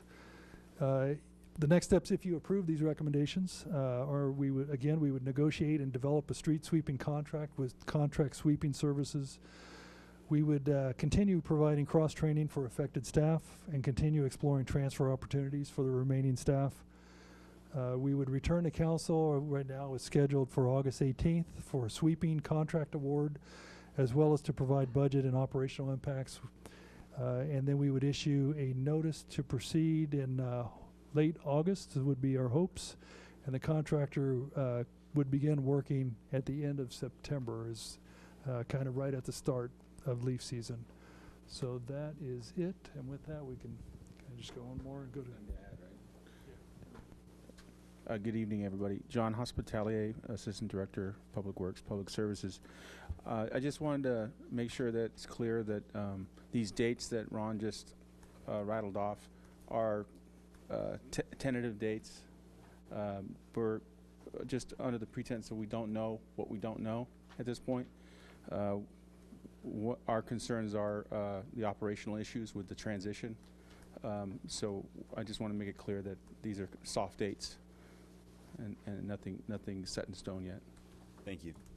So with that, I'm going to go out to members of the public. I've received 3 speaker cards so far. If anyone else would like to speak, please grab a speaker card off the table and fill it out and hand it to the city clerk. So our first speaker is Nick Raish, and I apologize if I mispronounce anybody's name. You have 3 minutes. I'll give you a little 1-minute signal when there's about 1 minute left, since we don't have the little colorful lights we do in the main hall. Thanks. So hello everybody, Honorable Council Member, I'm Nick Raish. I'm the Regional Director for Local 521, and we represent the members that we're talking about in this instance. So I'm not going to go into any details about the things that we dispute or we argue about in this presentation, because we have a whole different process for that, and I'll spare you guys all that. But I do have 3 points I want to talk about. The first point is just to throw some numbers at you, none of which are the centerpiece of my argument or persuading you, but the first number is $2 million, and that's the surplus that the refuse fund had in 2013. The next number is $1 million, and that's the surplus it's going to have this year and in 2015 that's projected to have. And I think that those 2 numbers kind of articulate that there isn't really a need for this. And the third number is the number 2, and that's the number of full-time, year-round employees that this bidder is saying that they're going to have during the year. 2 people, right? You already talked about you currently have 5 people out there doing it. So you're going to have 2 people year-round, even though I know that leaf season is supposed to be this only 4 months, try telling leaves not to fall the rest of the year. It's really difficult. They don't really listen to you. And if you talk to anyone who's done it a long time, they'll really say that Palo Alto doesn't have a leaf season. It's always leaf season. There's always things falling. The second point that I want to talk about has nothing to do with numbers and has nothing to do with cost savings. It has to do with career opportunities in Palo Alto.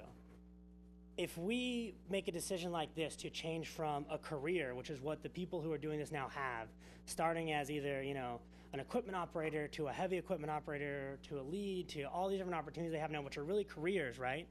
With a good wage, good benefits, right? We're moving to this being just a job, like a summer job for people. This outside contractor pays $13 an hour, right? Really quickly, that's $27,000 a year. If you go on Covered California today, with that rate, you would qualify, if you have a family, for $580 a month in subsidy from the government to buy health care. So let's think about the choices that we're making when we do these things. Yeah. Oh, am I out of time? Or there you go, 1 minute. Oh, 1 minute. All right. So I think that that's a really important thing to think about, the difference between a career and a job.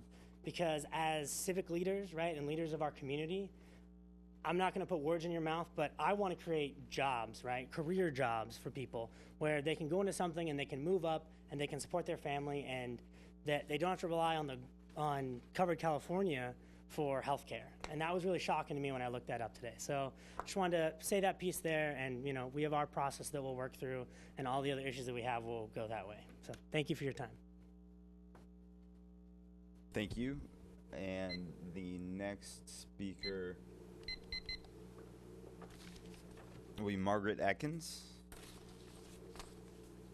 And Margaret, you have 3 minutes. Okay. I'm going to probably be really nervous. So, good evening. I sent you guys, the council members, an email, so I'm not going to go over it again. Hopefully you got it. It's public record. What I wanted to do tonight, though, was to introduce you to a couple of the people that are going to be affected with this. I think it's important that you see their faces, know that they're real people, and that they're going to be out. One of them is Roland Wilson here. He's been with the city since 1992. He was in the landfill. He worked there. He went through the closure there, the bumping. It took a long time to get him back to work, for the city and the SEIU to work together and put him back to work in the street sweeping as a lead. And those 2 years of trying to find steady work that would accommodate the injury that Roland sustained while working out the landfill were difficult, to say the very least. You see, while Roland was doing his job out at the landfill, some kind of insect, bug, creature, whatever, got trapped in his boot, bit him. He's been suffering ever since, and he will continue probably to suffer forever.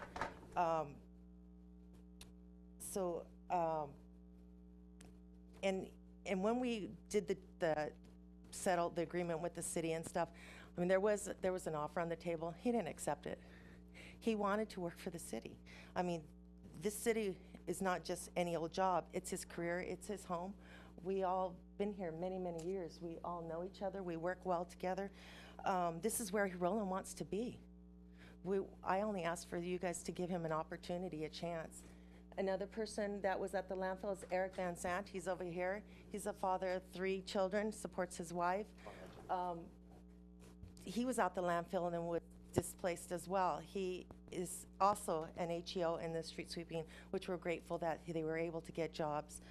We're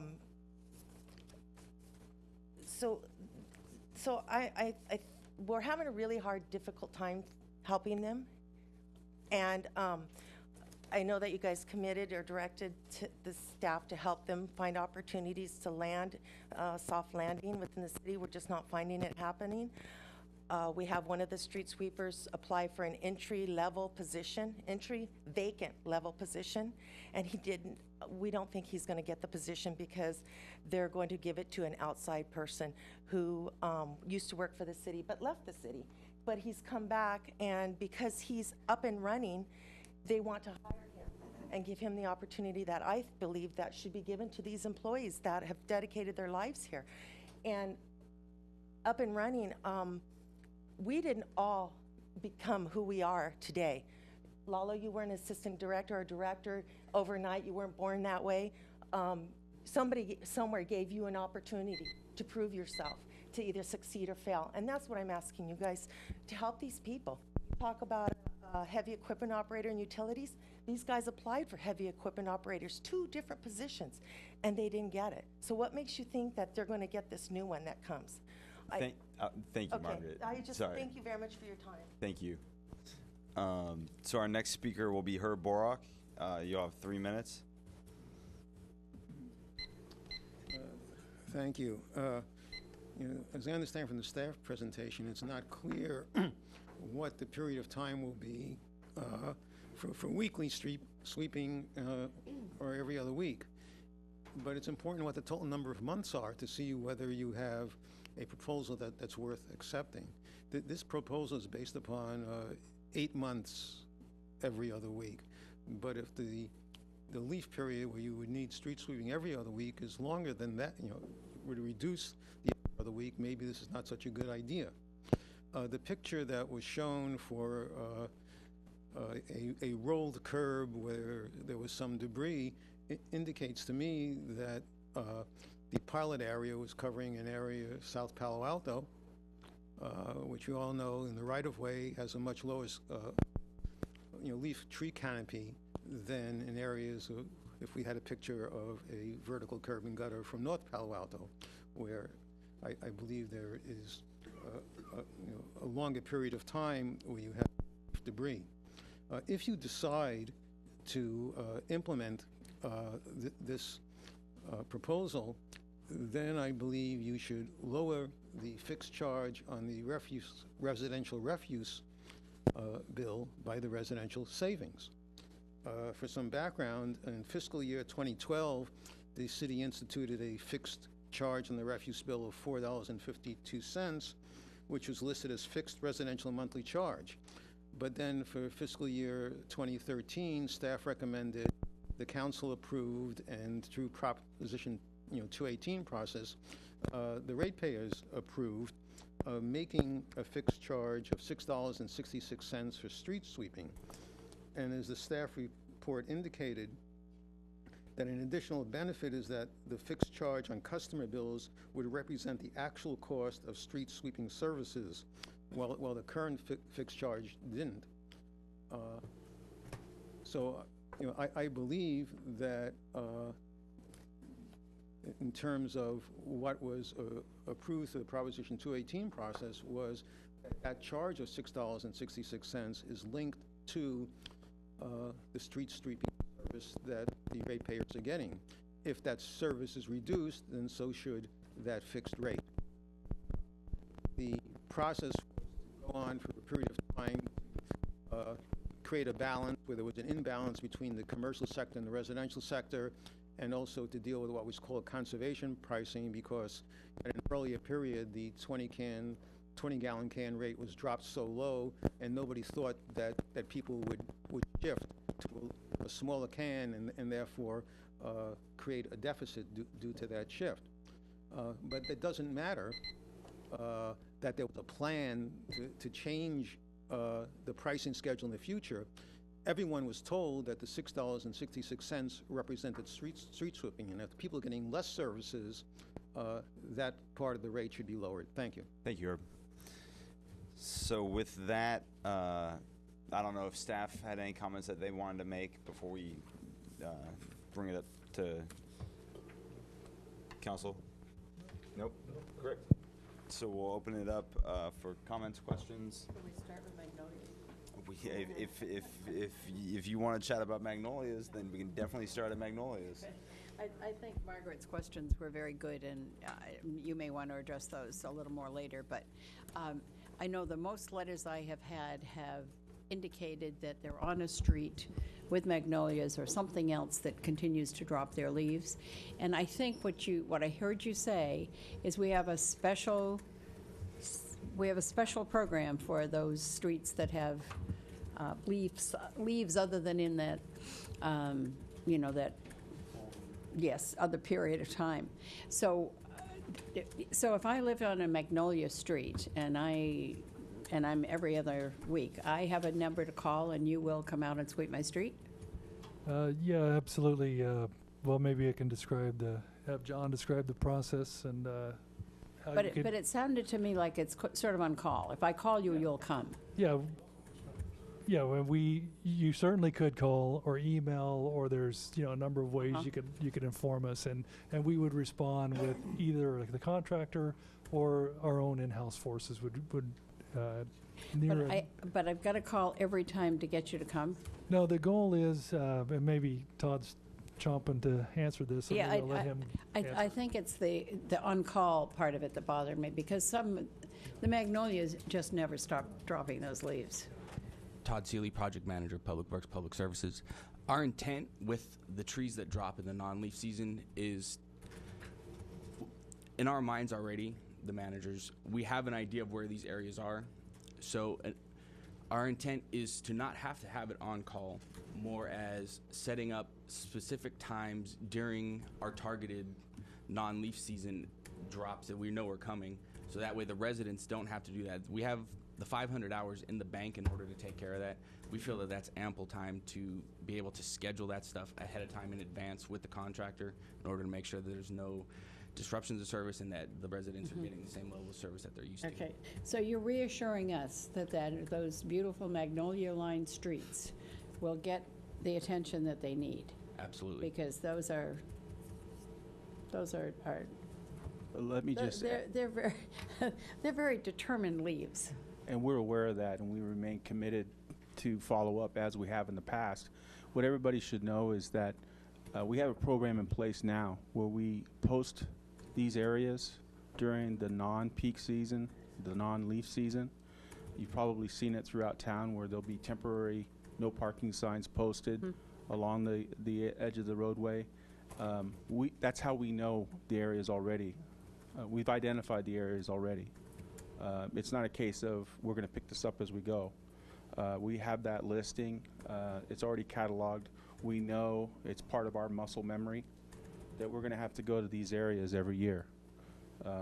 So it'll be reactive, and I just want to remind everybody too, we have a new system, Palo Alto 311. It's another means of communicating these issues. It's not just calling us or getting on our webpage and entering a complaint, but we have 3 avenues of communication for the reactive part of it. Okay, but the yes, I live in a magnolia-lined street. You are handling that one. Good. Thanks very much. That was primarily that, and what Margaret addressed would be my 2 issues. You want it back? If you'll give it. Karen? So, my question was one of Liz's too. I have a feeling that Liz may live on a Magnolia Street. I certainly do. And so, I guess, we're back to maybe the audit too. It's like, I don't know, maybe I'm just anal, but, mapping. So you said you have in your mind, and you said you have it in you didn't say it's like your DNA or whatever, like where these areas are. So what was done in terms of mapping so that the people who were submitting bids, responding to the RFP, so they know what they're bidding on? So how do we know that what the contract offer is that we've got, or the bids that we got back in, that they're really accurate and based on reality? And also the staff report, unless I overlooked it, but I didn't find in the staff report, I highlighted several things in here, I don't find really what the non-leaf season is. What it looked like to me in the presentation was that the pilot was done May to September. But what I heard was that the non-leaf season is, what was it, like October to, it was like 8 months. It was October to whatever that was, like 8 months. So, so how does... Yeah, the non-leaf season is after the like the sycamores and those kinds of leaves drop. That's typically from, as Ron pointed out, mid-October, 1st of November through the winter to February, March. That's the leaf season for the traditional leaf season. That's where we're out cleaning storm drains, getting ready for the rain, that kind of thing. The non-leaf season, which includes the magnolias and the camphors, is traditionally from March on through the summertime and into the fall.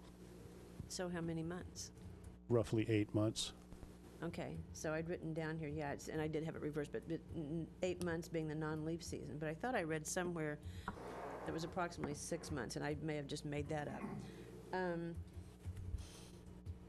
So I guess I'm not feeling very confident what the basis is for the contract. So the contract, so I'd feel better if there was this was mapped out, literally mapped out. So if the 500 hours you think are adequate, but you just know those areas are going to have to get swept every week because they're magnolia streets, then the 500,000, I think you said, that's adequate for that, and you're confident of that, and that's to supplement the contract amount that is being proposed. That's 590. Let's say make it 600,000.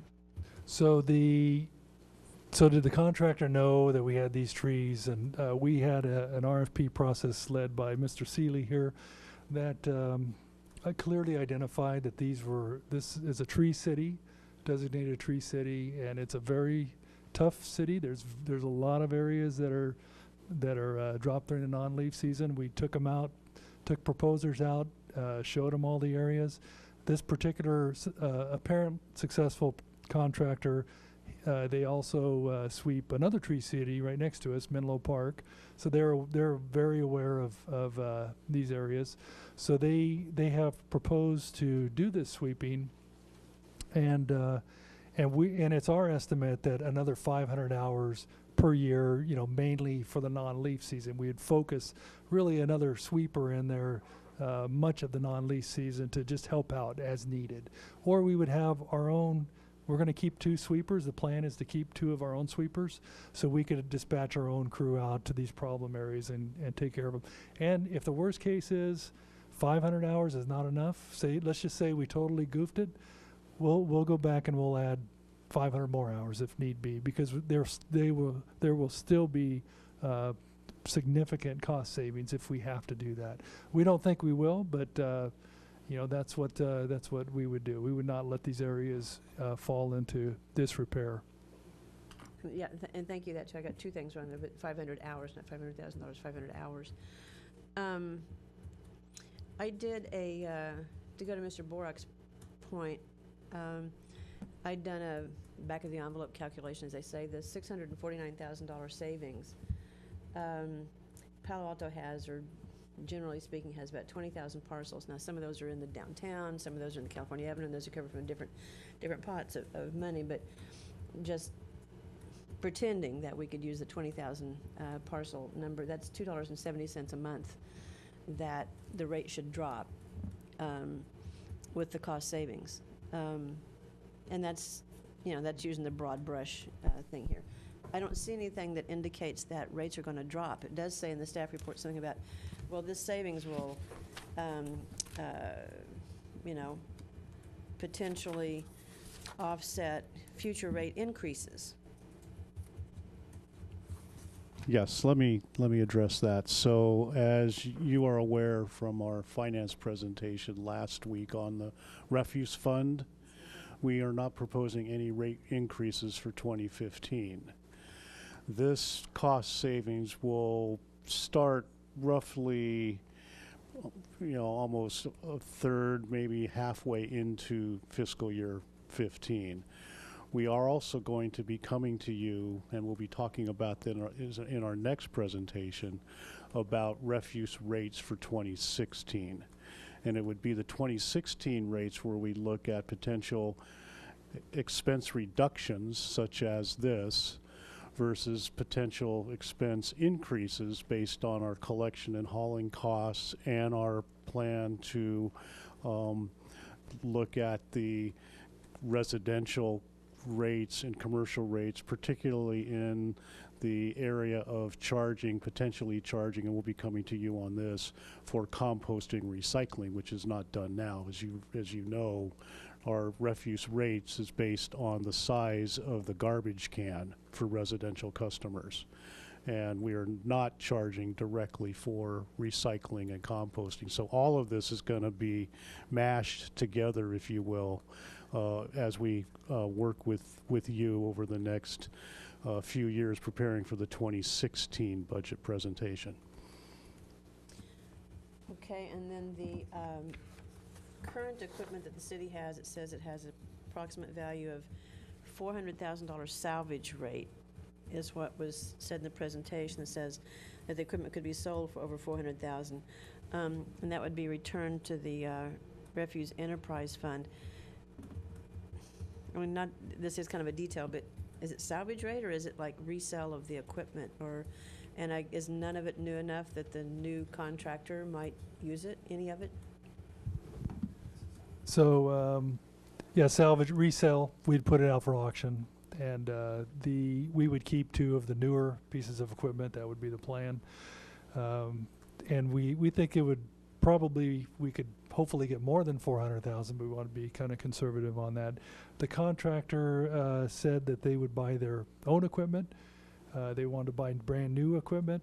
There is an opportunity. We will let them know if they want to purchase, to bid on ours. They actually have really 3 companies that do universal sweeping, and they have 3 companies, and they do quite a few cities in California and the Bay Area. So they may propose on them. We're not sure. It'll be an open process. And then the other thing is, speaking to Margaret's comments about the potential hire of these folks and that $1 an hour rate, and their relocating within the city. So I hope staff will address that at some point before we conclude. Okay. You want to talk about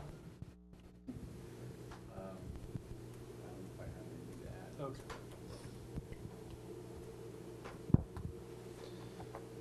Pat?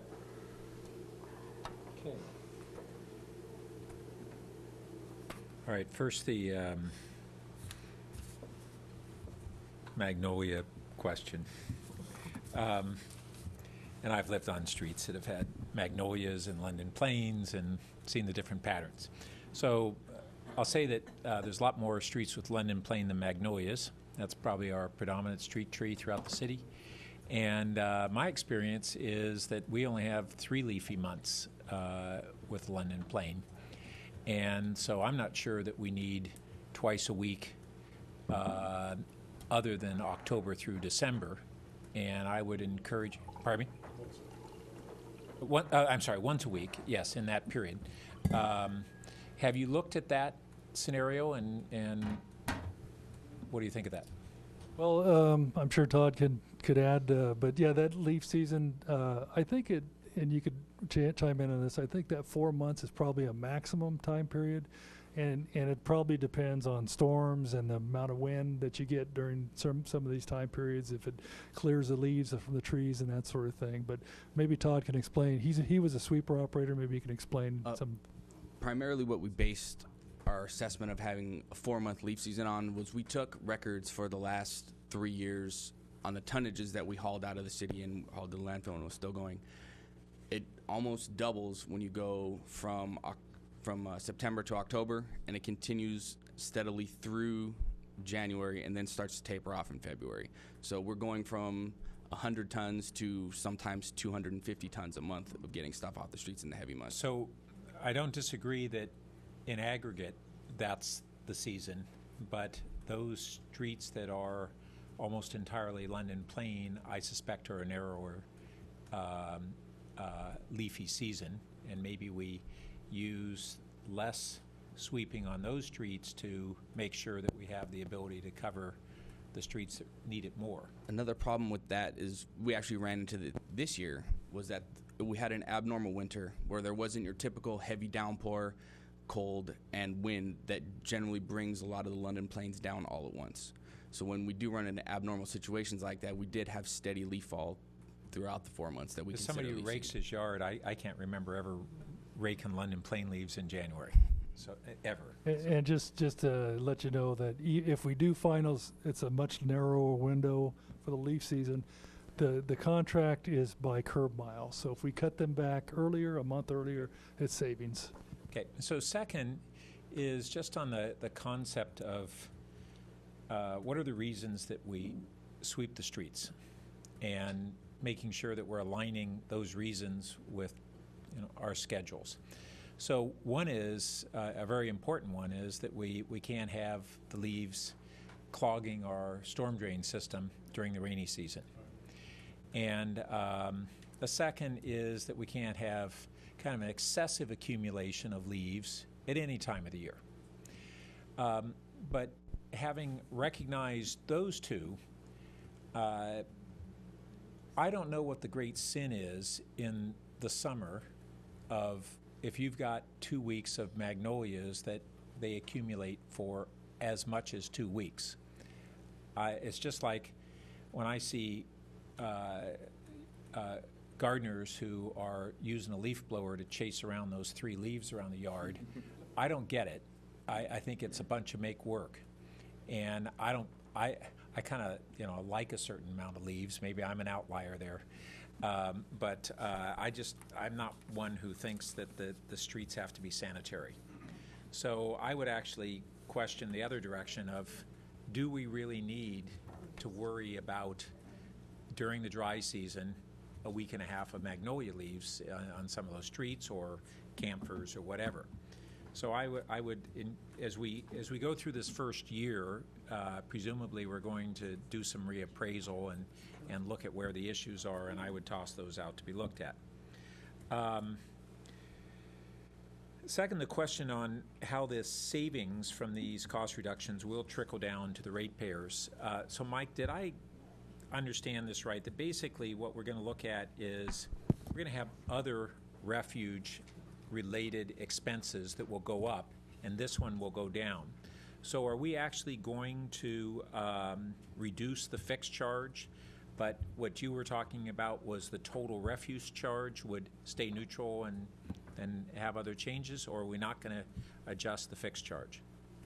Well, I didn't intend to, presume one way or the other, Councilmember Burt. All I was trying to point out is that this is on the expense side where we'll be getting a reduction, and we will be looking at potential expense increases, particularly related to recycling and composting, those kinds of things. And I fully appreciate that we'll have those. I don't get why we wouldn't, if the fixed charge on street sweeping is related to this, why wouldn't we already be clear that charge is coming down? And we could do that. I mean, it was instituted, I believe, 2 years ago, Ron, as a flat rate charge. Previously, the street sweeping cost and our household hazardous waste service and our drop-off recycling was built into the overall rate for the black can. It wasn't until, I believe, 2012 that we actually separated it out as a flat rate charge. But now that it is flat rate, it seems to me as a given that that's where these dollars would be translated to. I don't follow that. Yeah, you're correct. Oh, you're okay. correct. But at this point, we're not proposing to make, as I pointed out, this is not going to, if you approve us doing this, it would not be showing up until almost halfway through the current fiscal year, so we would address it in the 2016 rate discussion. Okay. Well, when it comes to a motion, I think that this is going to be important to the ratepayers, that they see that 8 months out of the year they're getting twice a week, but there's a fixed rate charge and they got the money back. Now, we may have increases for other refuge-related areas, but they really get to see that, no, this is a fair deal, and the money's not getting sucked into some other pot. It may be that on their bill, one section gets reduced and another may go up, but it's not. It's all transparent, and this is for this.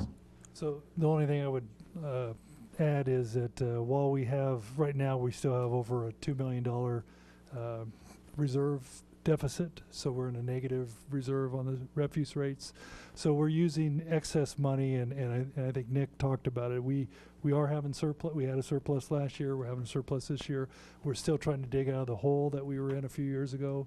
So at this point, at least right now, until we get to the rate study, we wouldn't recommend doing a cut while we're trying to rebuild our refuse rate stabilization reserve. So I understand the overall refuse rate reserve, but this was a specific fund. I mean, a specific charge. And I question whether this charge should be used to correct our needed correction for the refuge fund. I mean, the refuge reserve needs to be rebuilt, but rebuilt on the refuge side rather than a fixed dollar fee for sweeping. I think what you're saying makes sense, Councilmember Burt. I think the question for the committee would be, do you want to base that on an estimated amount, or you want to wait for a historical figure? And I think that's what Mike was trying to say, and I'm trying to say it in a different way. And so that's, you know, we could perfectly, we could use an estimated amount, say this is the percent, this is the estimate based on the factors we know, we might adjust later, or no, we wait for a whole year of actual, and then we use that figure to adjust the flat fee. Yeah, so I think fixed fee. at the end of this, we should, as we go to the motion, have a discussion on whether we want to give direction on whether we want a mid-year reduction corresponding to the change in service. And there's also, you know, we don't have to nail it, but there's a Prop 218 concern on this. Okay. Then I want to, so. Before you get off yeah. that, could I just want to know what that mid-year reduction, what does that look like in numbers? What that would be in terms of an estimate? Well, are we talking $5 or $10? Are we talking? It's no, we have it's about a $6 flat fee, and so it would be X% of that. So it's not a huge amount. I just think that it's going to be important. It's the principle. That's right, and I think for our residents, they're going to want to see that correlation. Okay. Then I want to just talk about the staff positions. So we have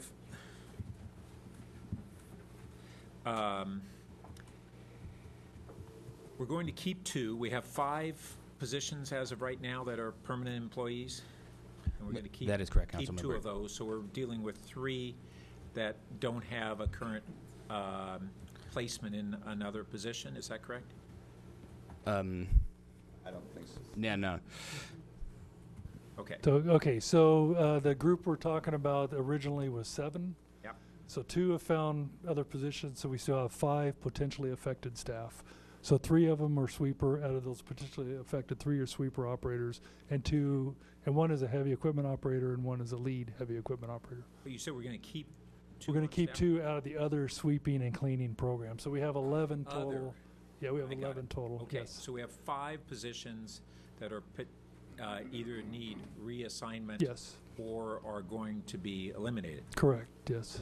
And some of my colleagues weren't with us as we went through the staff position reductions over the last 5 years. Although even with this year's replacement, we're how many total citywide employees lower than we were 5 years ago? Is it around 70-something?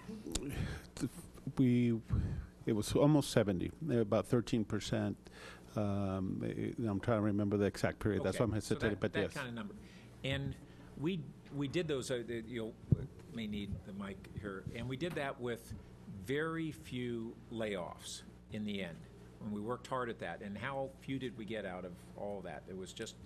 It was a handful, and you know, I've had discussions with some members of the union about that, and they reminded me of that, saying, "Hey, you strive for that, and you guys had a pretty good return. Why can't we do the same?" And that's part of what we got to try to achieve.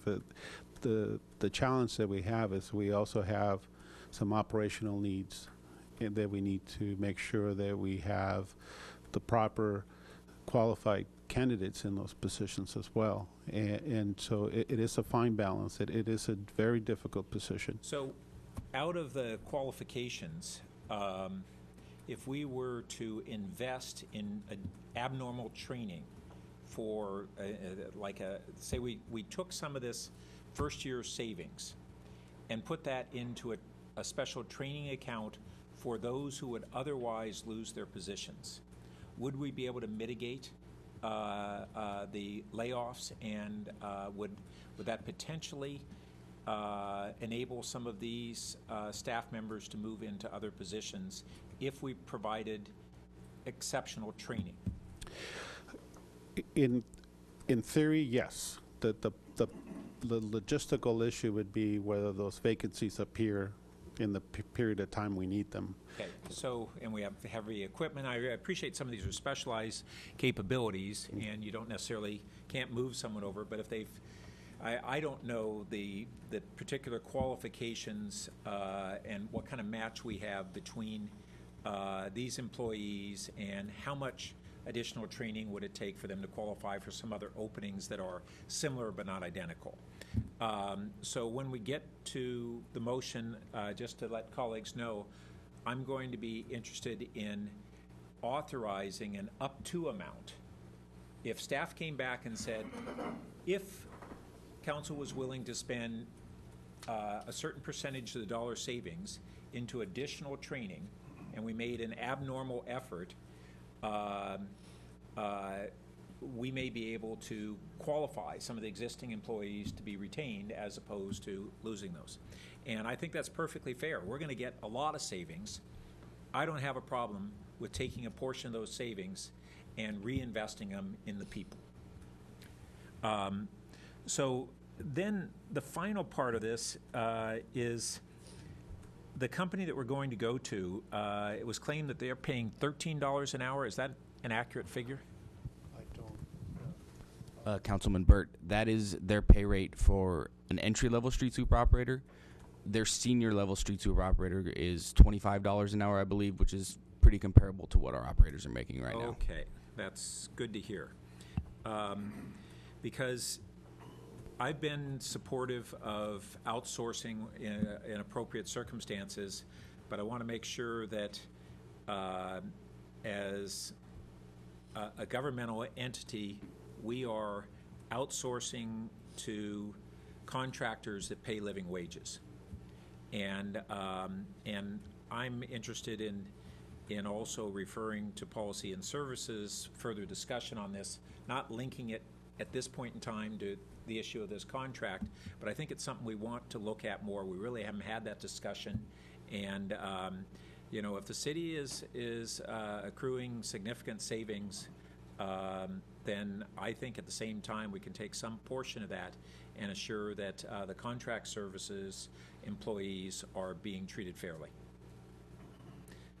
Okay. So can I do just a quick follow-up to that? Yes.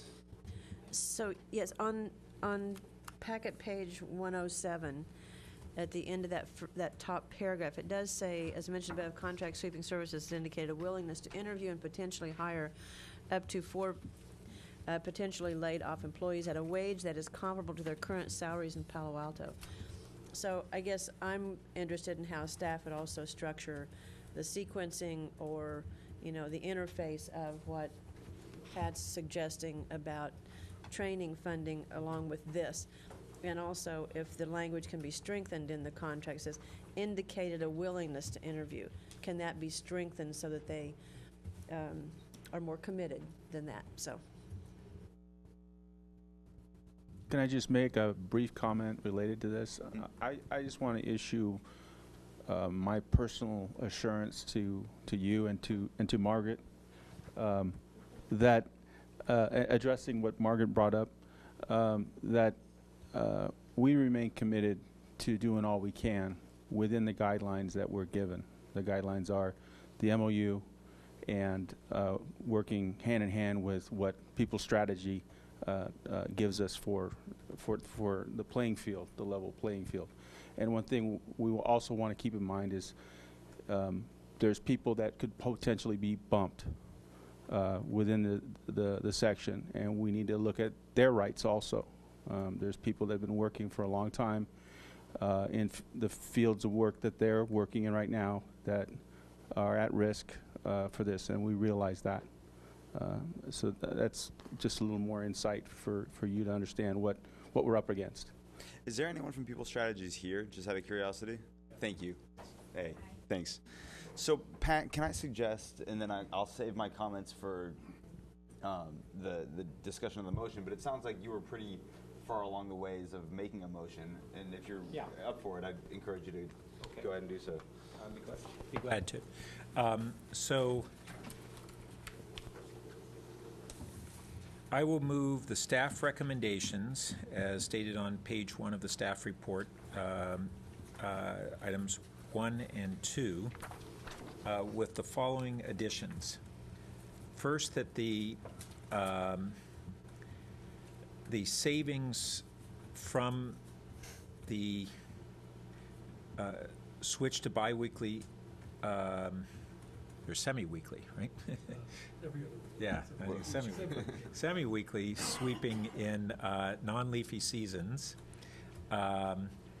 be translated into the fixed charge to residents and businesses for street sweeping, and that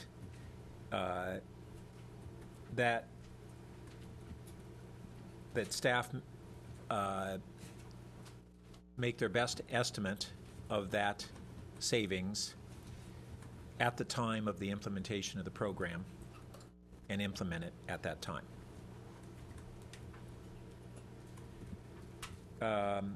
Second, that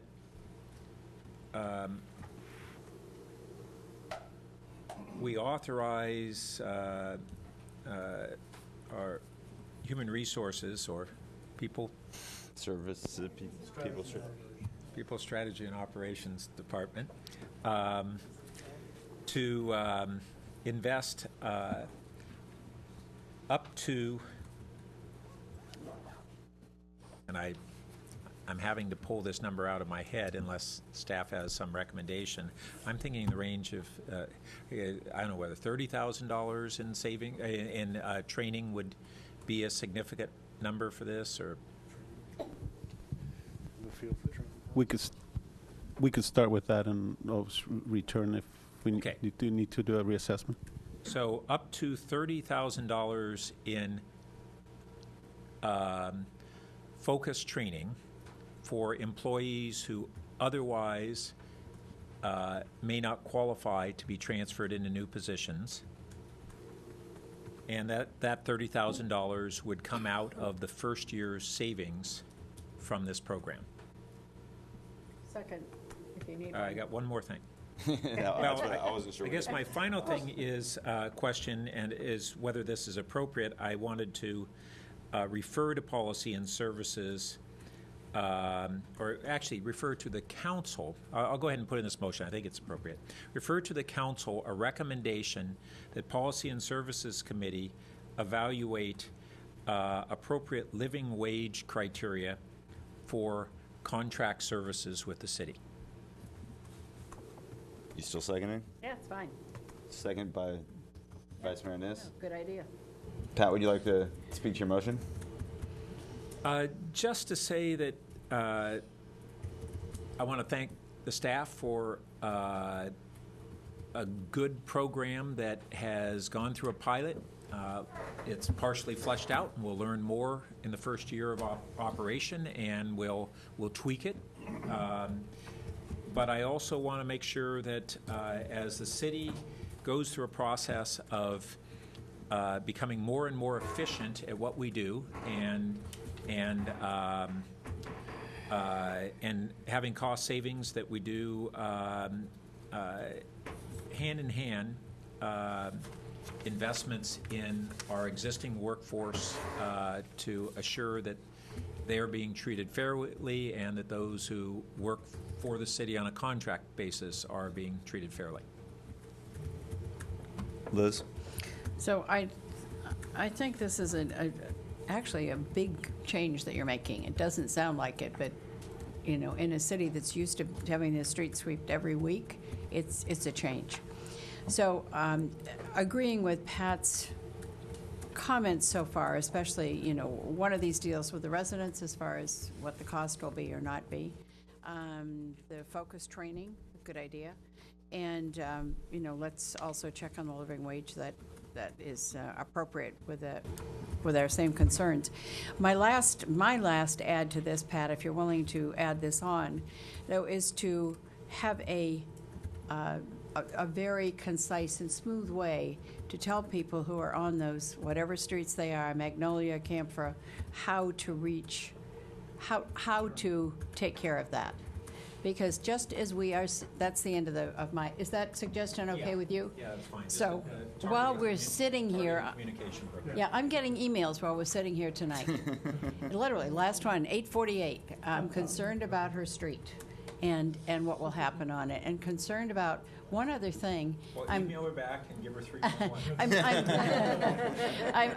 I'm done with my addition. This is just a comment now to the second. She added that it isn't just leaves, and I think she's right. There are all those other balls that come off. Are those the camphor trees? That's liquid Yeah, amber. liquid amber, in addition to pine cones and other things that fall. And as a former runner, but still a walker, those things are a pain, and they are not just in the off-season. So I would check into that as well. If you've ever been a runner and skidded on one of those balls, you would be very unhappy. So I would say the cure to liquid ambers is not Not street sweeping? it's chainsaws. It's a bold statement. Whoa. We've been in the tall tree. over That- time. Now there's a quote. More appropriate trees. We're not talking about. Pat's elected to his second term. They're a bad choice for street trees. We've been over time replacing them. They're beautiful leaves, and they're A messy danger. tree. And we have people get Yeah. injured, and they're a pain. Literally, I've gone flying on those. So I would say be aware of all the other kinds of issues and complaints that may come along when we're not street sweeping every week. And I'm going to toss in just one last comment. Please. I also have a long-term concern about those streets where cars are parked all the time. And people tell me they never get their street swept because the cars, there are always cars there. So I don't know how you want to deal with that, but someday I'd like someone to get back to me on that, because that's another issue I hear from people a lot, especially if you live in Professorville, closer to university.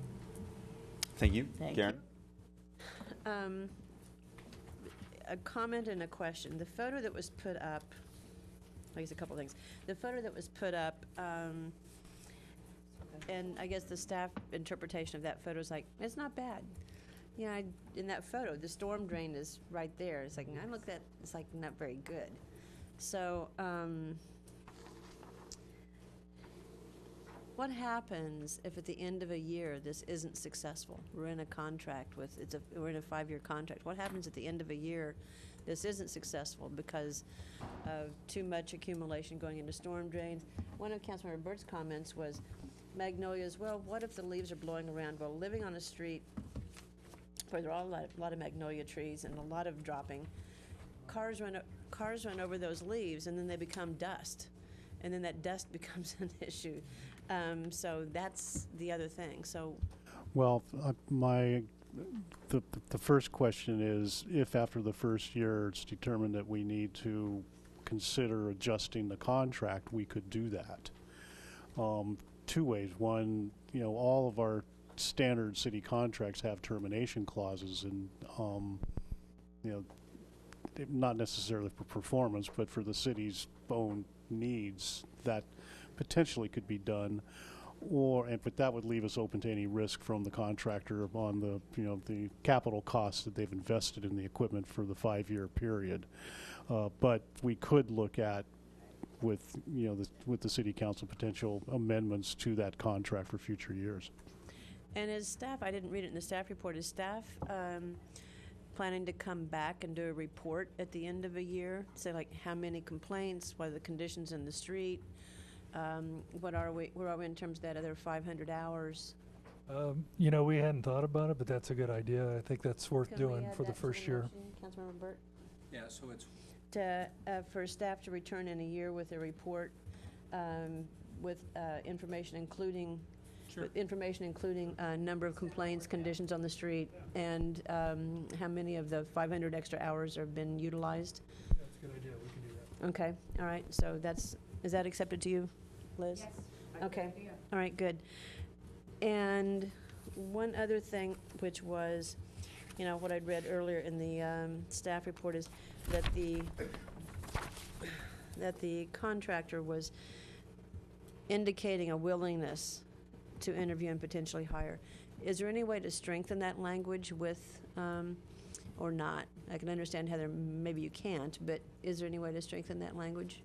Yeah, we've spoken to them. They're not willing to go farther than that until they meet and interview the staff.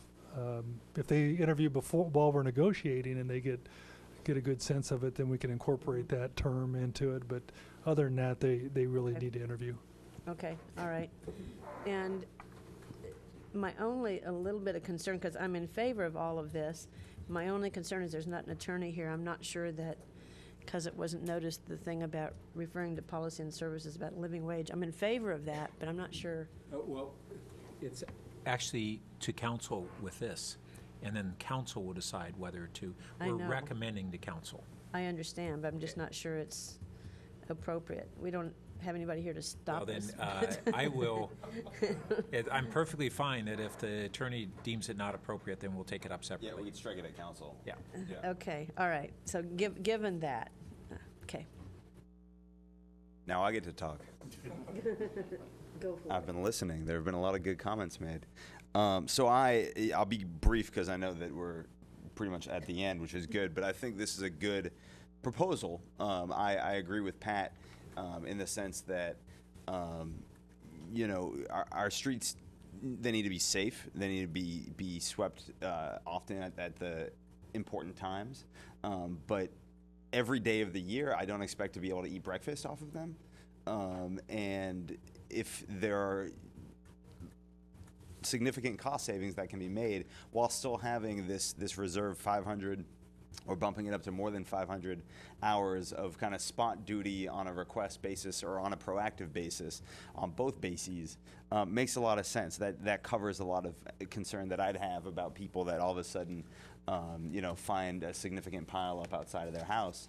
And then the issue of adding in a stronger communications piece so that they know what they can do at that point takes away a lot of the concern that I'd have about any sort of negative impact from moving from every week to every 2 weeks in the non-heavy leaf season. My colleagues know far more than I do about the types of trees and how many leaves fall off of them at different times of the year. So I'm not going to... Yeah, that's exactly right. On a policy level, I think this policy makes a lot of sense.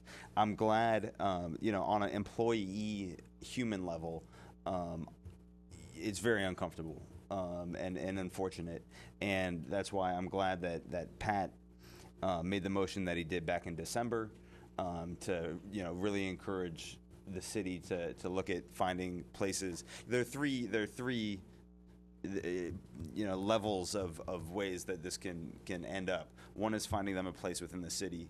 The next is finding them a place at contract services, and then the third is we don't help them find anything. I view number one as our highest priority with a bullet, and not even close in comparison to number two, and number three obviously would be a terrible result. So. I'm glad that Pat suggested and put into the motion investing $30,000 in training services. I want to emphasize that obviously you guys have to do what you guys have to do in terms of making sure that the people that we hire for positions are properly qualified. But I encourage people strategies and operations. And you guys to really work together to make sure that we're knocking down all doors to do the best we can to find other positions for folks. And 30,000 is if it costs 31,000, do that and come back to us and ask for more money if you have to. But that's the way that we can get a win-win-win. Is by doing this policy, saving the city money, which is an obligation, a duty that we have to be responsible stewards of our residents' money, and finding positions for the employees that'll be affected by this. So I can't emphasize enough how much I encourage you guys to really focus on that all you can.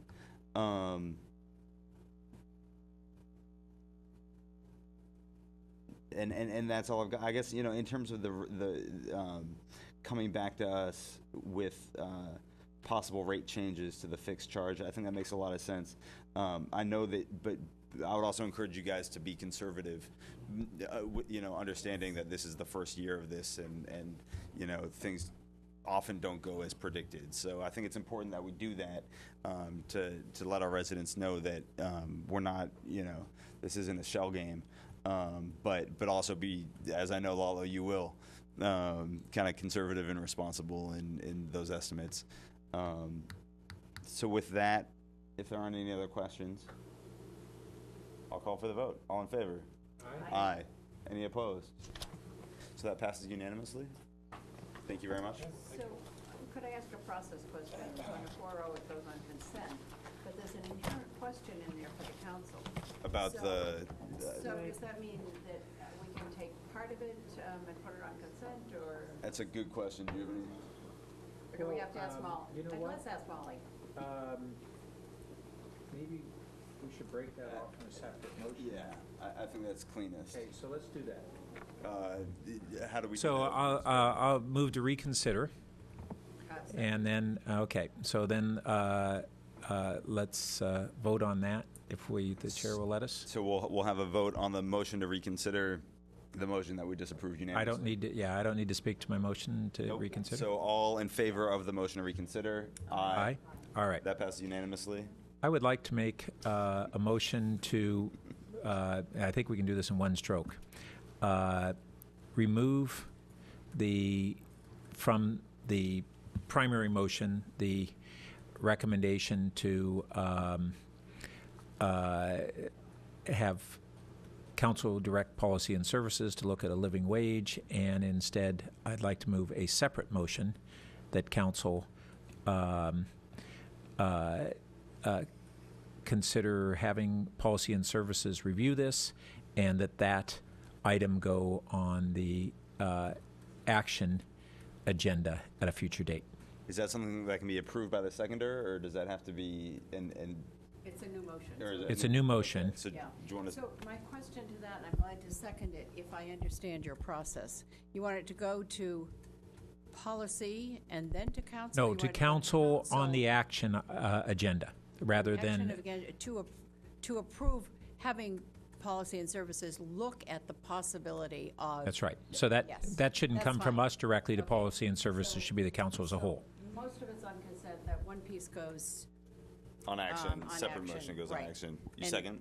Yes. Yes. Yes, I seconded Okay. before. Great. Anybody want to comment on it? You don't really. We'll vote on this, and then I have a comment. Okay. All in favor? Aye. Aye. Them at once? Or Can we vote on both of them at once? you should. Well, we didn't, so we can't do it in one stroke because now we don't have a motion that approves the rest of the motion. Well, 'Cause all we just voted on was that. I know, Actually, my but- motion was simply to remove an item from the prior one, but we can That revote is on the what I other. said, All right. Yeah.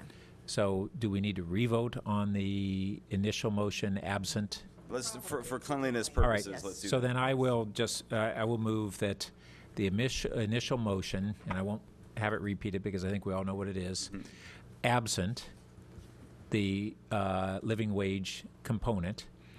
That's what I move. All in favor? Oh, we didn't get to have a speech. Aye. So that passes unanimously. So I believe that covers both pieces. Yes. And Yeah, that covers them both. Cleanly? Is it clean? Wasn't quite a Gordian knot we unraveled. close. Next time, make your suggestion before we vote. Because Kimberly knows what we meant. Does that count? Let Kim just take a quick look at what she has recorded, though. Okay, so the first one, after you did the first motion, then the second one you reconsidered, that passed. Yes. Then you did this second motion after that, and then. As the first motion. As the first motion. And then, So we hit. and then that one went up, We rescinded, let me try and describe it. We rescinded the first motion. That was the motion to reconsider.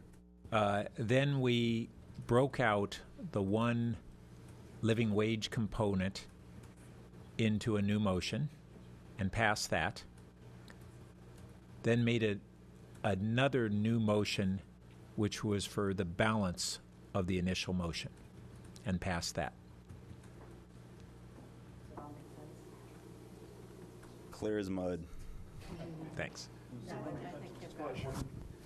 Just one clarifying, so that means we will be coming back to the council with a contract award for the street sweeping services on the consent calendar with the additions that you asked us to do.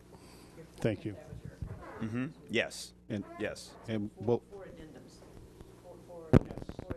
yes, and we'll work with the city manager and the mayor on the agenda for the other living wages. Great. We don't expect it before break. I hate to do this, but by the living wage, Pat, you meant for that particular job, not living wages in general. No, my original part of the motion was that it was for to recommend that the council direct policy and service to look at living wages for contract services in general. Yeah, so having like a policy on that. Okay. Yeah. So we're going to move on. Yeah. Thank you, guys. To agenda item number 4. It's only 9:45.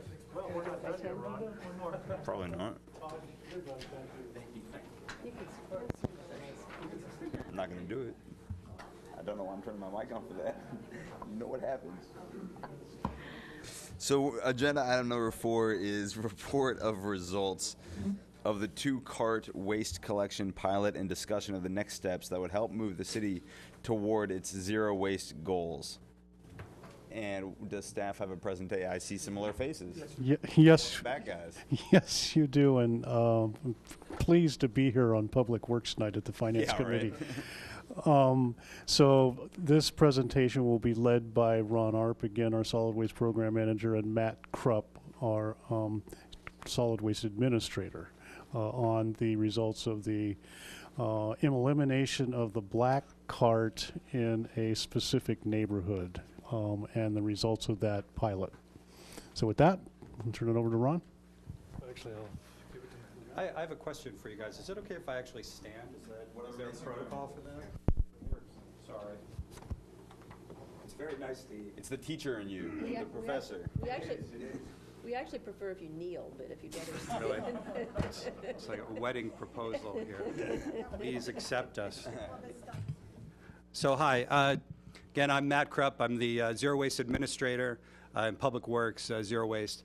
And just as a refresher, a little trip down memory lane, we came to the Finance Committee. That's where this whole project, the origin of it was, back in 2012, when we were looking at reducing the frequency or the number of trips and trucks that were going down residential streets, actually a somewhat similar issue to the street sweeping that we just talked about.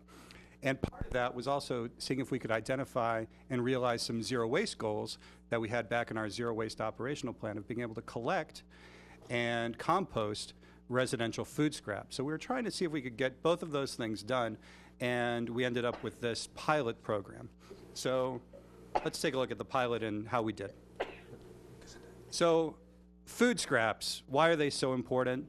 In Palo Alto's residential garbage can, so if you took any person's black card in the city, you would find about 50% of that material is compostable material, which is made up of, leftover food or banana peels or uneaten food, or also other compostable paper products like tissues, paper towels, paper plates, that sort of thing. Food soil paper is what we call that. So it's a lot of the material, 50% of the material. You'll also notice that close to 25% of the material is recyclable. So really the actual garbage quotient, the landfill portion, what should be going to landfill, is only about a quarter of the material in the garbage can. So how can we get this material? How can we get it better and keep it out of the landfill? So with the pilot, we were trying to figure out, well, one, can we reduce costs? We talked a little bit before with the street sweeping, where I trying to identify ways to reduce costs. Can we do that through this different collection scheme? Then we were looking at how can we increase diversion of this compostable material, keep it out of the landfill because it's a huge greenhouse gas emitter when it goes to the landfill, and recover the resource value, compost it. With that, again, looking at greenhouse gas generation, the greenhouse gases, of course, come from landfilling the food scraps, turns it into methane in the landfill, escapes through the atmosphere. It's very bad. Methane's about 20 some odd times more impactful as a greenhouse gas than carbon dioxide. Very important to capture that. The last thing we were looking at, and of course our residents are why we're here, but can we actually simplify the waste sorting process for residents? As we go and talk to the residents, we found a lot of people were confused about what goes where. So can we make that simpler? So those were our goals, and we'll tell you in the end how we ended up doing with this pilot. So to refresh, all of you guys are residents of Palo Alto, of course, so you know what is done here. Nobody lives in the pilot area of you guys, right? Were any of you in the pilot? Okay, great. So this is what you guys do. You have a black cart, which is where your garbage goes. And again, about half of the material in the black cart is food scraps and food soiled paper. About 25% is this inert garbage. In the blue cart, you have your loose recyclables. And in the green cart, you have your loose yard trimmings. This is standard service. This is what every resident, single-family resident in Palo Alto has right now. So what did we do at the pilot? What was the change that we made? Well, the first thing is that we just took away the black cart. The black cart disappeared. Actually, most people kept their black cart, and a few residents who didn't have enough room to store their black cart, they gave it to Green Waste, and they held on to it, and now they have them back. So in the blue cart, the difference here is that we took material that is sort of the inert garbage, which is kind of gross stuff, Ron's favorite word, putrescible waste. You know, that is something that would not necessarily be compostable. So like bathroom waste, pet waste, like dog poop and things like that, and other inert garbage like potato chip bags and granola bar wrappers. So that stuff was bagged, because most people normally bag their garbage. So you bag it and you put it into the blue cart right on the top with your mixed recyclables. The green cart, we're asking people to do something very different from what they did before. So you have your loose yard trimmings, so the stuff that, you know, falls off the trees that you collect and you put in the green cart, but then take your food scraps and food soiled paper, stuff that was normally going in the garbage, or in some cases down the garbage disposal, taking that, bagging it in a compostable bag, putting that bag in the green cart. That was the different change in behavior that we were asking people to do. Nobody has ever done this before on the residential sector. This was brand new, a true pilot and a true test. Also, when we went to talk about this with other people in the industry, they said, you guys are crazy. So, They were probably right, but that's... well, don't bury the lead. So. All right, so the pilot area. So the good people of the Green Meadow neighborhood kind of expanded. So this is Green Meadow, kind of bounded by Charleston, Middlefield, San Antonio, and Alma. So they were the good folks that sort of volunteered themselves to be part of the pilot. The reason that they were picked is that the garbage, recycling, and compostable routes in this neighborhood are all very similar. They almost overlap completely. It's a very boxy neighborhood, kind of self-contained, and also is an incredibly active community group. So they were a good participant in terms of the pilot area. So they're a really great candidate, and they did a great job, and we're very, very willing to participate in this group. The first meeting, there was a little bit of outrage and upset, you know, that we were putting this on them, but by the end, most people were pretty happy with it, and our final survey showed that every resident would have been willing to extend the pilot if the city asked them to do so. So there was quite a big change there. So what do we give these folks? We started this pilot back in April of last year, and we gave them a kit. So I'll start going from left to right. First, we put a little door tag on their front door to say, hey, goodbye, black cart, hello, two-cart pilot, and so explained how that system went. Then we gave them a food scrap bucket. So this nice little bucket, this is what most people consider as the finest bucket in the market right now. Very good bucket. We also gave them a starter kit of bags, so 25 compostable bags, and we included information about food waste reduction. So it's great. Composting is a wonderful thing, but really the best thing that we could do is actually reduce the amount of food waste that we produce entirely. So we're working with the EPA and partnering with them on food waste reduction. We also included a survey in this kit as well. So a lot of stuff that the residents got, and they got stickers to put on their blue cart and their green cart to help them sort the new materials. So people sorted it, they put it in the carts, and then that material was picked up by Green Waste.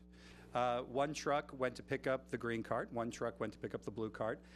The material was tipped, so we're going to look at the green cart first, what happened after it went to the material recovery facility over in San Jose at Charles Street, which is run by Green Waste partner company, Green Waste Recovery. So truck tipped it on the floor, and literally a team of workers went and sifted through the material that came out of the truck and pulled out the compostable bags. See, there they are. What's interesting is that most of the compostable bags remained intact, so they held up through the process. This whole process took about 20 minutes to recover this material. You can see this is them going through the material, and it was mostly yard trimming. So the ratio of 20 minutes to take care of how much? To take care of the one green cart's route. So it's 670 houses. Okay. Yeah, and it was about between 7 to 9 tons worth of material that was being tipped. Thank you. So here's what the final kind of product that went, and all the material would get composted at ZBest, which is our partner composting facility, also a green waste company. I'm going to interrupt real quick and ask another question. Yeah. So I don't live in Green Meadow, but I do live in a condo building, and so we actually have the green cart that we put composting in, and I notice that sometimes neighbors don't use the green bag. They'll just throw in like melon peels and this kind of stuff. Did that 20 minutes include sorting out the loose food waste, or? Well, first, not much of that. There are two different things there. So for a commercial compostable service, you're not required to use a compostable bag. So we take all that material. So I can't loose. blame my neighbors for being messy. You can't, no. Okay. So that's okay to do that. Yeah. Here, though, we were focusing on recovering the bags. So we asked the operator at the MRF, the Material Recovery Facility, to keep track of the compostable bags, the non-compostable bags, actual just straight up garbage that people were throwing into the green cart, and cardboard, like pizza boxes that people were throwing there, all that material, and weigh that, and we would have a sense of how much material we were actually capturing. And that 20 minutes was to sort all four of those. All of that material out. Unfortunately, there's probably some food that got mixed in, but it was immaterial, and ZBest said that they had no trouble in terms of composting the yard trimmings, and that's a point that we'll see later. So, but in the end, the bags held up. So that was one of the things that we wanted to see if we could prove with this pilot. But let's take a look at the blue card, because the blue card is actually more problematic than the green card. So this is what the material looked like when it was tipped. Over again, this is at Charles Street over in San Jose. And I should point out that for the green cart, we sorted it in the first part of the pilot at the SMART station and then moved it to Charles Street. So in the blue cart, you can see the material is not very homogeneous. It's very different, with the loose recyclables than the yard trimming. So picking out the material is a bit more of a challenge. In addition, they're trying to pick out big garbage bags like these, and then there's all kinds of small garbage bags that people use. If they shop at one of our sister cities that doesn't have a bag ban, they could have, a bag from Safeway that's in there. There's dog poop bags, all kinds of other bags that are in there that the workers are trying to separate out. In total, it took these workers to separate one of these recycling routes, which is the same amount of tonnage. It was about 8 tons or so for each load. It took them closer to 60 to 80 minutes to sort this material. So almost 4 times as long as the green cart. And here's some of the actual garbage bags that were there. Once the garbage was separated, it was landfilled after that. So this material went straight to the landfill. So did any of this actually work? Was it successful? What should we do? Well, let's first look at cost, because that's always one of the first criteria that we're considering. What we found is that processing costs actually did increase. It took more labor than we anticipated to sort out the material from one part to another. So that definitely increased. Collection costs, however, decreased, and that's because the route that we were using for the yard trimmings, we changed from a 2-person driver route truck to a 1-person truck. So we were able to save one body of a person, the labor on that. So we did reduce collection costs there. But when you look at the comparison between the processing costs and the collection costs, the net was an overall increase in costs. So this pilot was not able to realize a savings of money to the city. So that's thing number one. We didn't save money. Number two, diversion, which is to reach our goals of zero waste. When we found that we put this pilot together, we were able to capture close to 1,000 pounds of food from these, actually over 1,000 pounds of food from all of these residents, the 670 residents in the area. Around 70% of the residents were participating, and we found that out by actually tipping all the lids, looking into them to see what the residents were doing, trying not to be too nosy about it. What this did was actually bump up our diversion rate 8 to 10% from where it was before. So we saw a real increase in the diversion. And I'll show you a graph in a second that shows where we shifted from closer to 60 some odd percent to more like 75%. Interestingly enough, on the blue cart, 2 weeks we collected all the blue cart material, and then we ran all that material through what's called the clean line at the material recovery facility to see how much material we could capture. And by doing that, we actually increased our diversion rate up to 25%. And the reason for that is actually quite simple. Residents didn't do as good of a job of sorting as we would hope that they would do. The MRF was actually taking the garbage bags, breaking them open, and pulling out the material from there. So we were able to capture all those recyclables that people were missing and all those compostable materials that people were not getting. So that was a big, big issue for us. So the voluntary program alone showed good results, but running it through the line showed a lot better results. So let's take a second to look at this graph really quickly, and I'll try to orient you here. So at the bottom, these are our garbage tons in gray at the bottom. And you can see they're relatively flat for the whole year. They go down. These are the 2 weeks, weeks 26 and 27, that we ran the material through the material recovery facility. The blue line is the recyclables. So again, this quantity actually stayed very, very, very, very steady throughout the whole pilot. We were getting about 5 tons worth of recyclables the whole way through.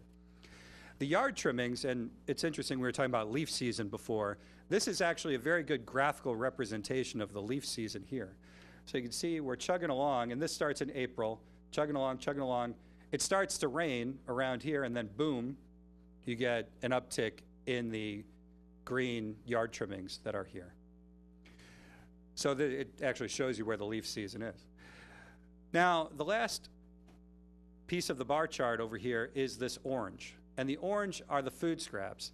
And the main thing I want to point out to you here is that the food scraps as a percentage of the material that we collect in the green cart is actually very small. It was somewhere between 5 and 10% of all the material that was in that green cart. So it's really just like a little candle wick on the top of that material.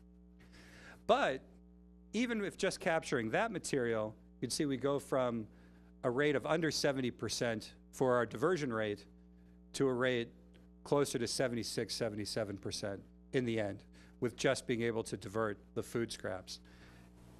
By taking the material to the MRF, all of it, we're able to get closer to 90%, which is pretty amazing. They'd say, boy, it's a really great story, right? We should just send everything to the MRF. It's going to work out great. Well, the story's not quite over. What happened to the material quality? So this was the big question. All of the zero wasters that we talked to about this pilot, they said, boy, what are you going to do to the recyclables when you put garbage in there? And we said, oh, it'll be okay. We'll be able to separate it out. Well, it turns out we're not entirely sure what happened. When we took that material through the clean line at the MRF, what we did is we actually took apart a bale of paper at the end of it. So went through the whole process, and we took a bale of paper, like a ton of mixed paper, the kind of junkiest stuff that you could get at a MRF. And what we found in there, in that bale, was diapers and what our MRF operator called pet slurry, which Lord knows what that is, but we know what it is. Exactly, yeah. So there was definitely some visual and actual contamination in those loads. What we don't know, though, and this is what's very, very interesting, is that our MRF operator said, you know, we could actually sell this stuff, even though it's in there. But we don't, but keep in mind that the pilot is just 1/30th of the entire city of Palo Alto. So we were seeing this contamination for just a very, very small fraction of the city. What we don't know is if we multiplied this by 30, what would be the impact to the entire city, to all of our recyclables? And it was a very big concern, and we're not sure if that material could still be marketed or not. In addition to those bales, we also found a lot of plastic and food and other items in the glass, which affected its marketability too. The last piece about marketability, though, is that the yard trimmings, no degradation in terms of what we saw from the composter. So it's a really, really great lesson that we learned there. So an impact on the blue cart side and the recyclable commodities, no impact on the green cart side. Greenhouse gases. Before you leave Oh, that yeah, last slide, sure. so the commodities are still marketable, but how does the rate fluctuate? Well, this is one of those things that we don't really know the answer to. The MRF operator said they believe that they could still sell the stuff. What they, the recycling market really ebbs and flows over time with things that are beyond our control. We don't actually realize any of that revenue ourselves, so we could say, well, it doesn't really matter to us whether the material gets dirtier or not. That's on the backs of, green waste. That's their problem. But but in the end, they're going to say, hey, stop sending us this junky stuff, and it'll come back and bite us in the rear. So exactly, it's no good deed goes unpunished in this case. So, but we don't. That's the question. It's a very big uncertainty that we don't know what would happen if we went citywide with this, what the impact would be on those commodities. So I want to talk about greenhouse gases because this is something that I know the council, you guys are very interested in. What are the impacts here? So this chart, which I'm going to talk about in a second, is talking about the greenhouse gases related to the hauling specific. But it's very important that collecting the food waste in and of itself is a huge benefit in terms of greenhouse gas reductions. And that's detailed in the report that accompanies the staff report. So please check that out. It's a very, very important gain, just collecting that material and not landfilling it. But what about the trucks on the street? Because that was one of the big questions that we had. The first set of blue bars or blue rows is the recycling truck. So what we're comparing is, in this column, the pre-pilot, the times and miles and fuel of what this truck was doing before the pilot and then what it was doing after the pilot. What we found was that the time that a driver took to run that route went up by 2 hours. They were actually running overtime every single week. And that was because of two reasons. One, in the past, before the pilot, not every resident set out their blue cart. They'd set it out maybe every other week, every third week. When they fill it up, they put it out. Because we were putting garbage in the blue cart, 100% set outs every time. So that made a difference. In addition, because they were filling up their trucks quicker, they had to make a run back to Charles Street, the MRF in San Jose, at least once a day. So they had to go back and forth where they didn't necessarily have to do that before. So that's a big impact, and you can see that reflected in the increase in fuels, in the increase in fuel use, and the increase in miles traveled. So what we know from this is that if we were to go citywide, we would have to restructure the recycling routes to be able to accommodate all of the city. But there is an impact there. The good news is that on the compost side, with the compost truck, what we're comparing in this column, this is actually what it took time-wise to collect the garbage and the yard trimmings beforehand, because it's the same truck that collects both of those materials. First it collects the yard trimmings, then it collects the garbage. So that's this time here. What we found is that there's essentially no impact in terms of time by collecting the food scraps and yard trimmings together. So that's a good story. Almost done here. So convenience. Did we make it easier for people? The answer to the question is they didn't think so. We thought so, but they didn't think so. First, they complained mostly about the bags. They didn't like them because they felt that they broke. Anecdotally, we didn't find that they broke because we saw that they were, intact at the end. But a lot of people said I was taking them out of my bucket, boom, they broke, coming right out. So that was a big problem that people told us in the 3 surveys that we did. In addition, residents were very resentful that we asked them to pay for the bags. The bags cost about $5 a box for a box of 25. So that's an increase in cost, whether in the future, if we were going to do that, provide those bags, or if they were going to get the bags themselves. So it's a huge cost.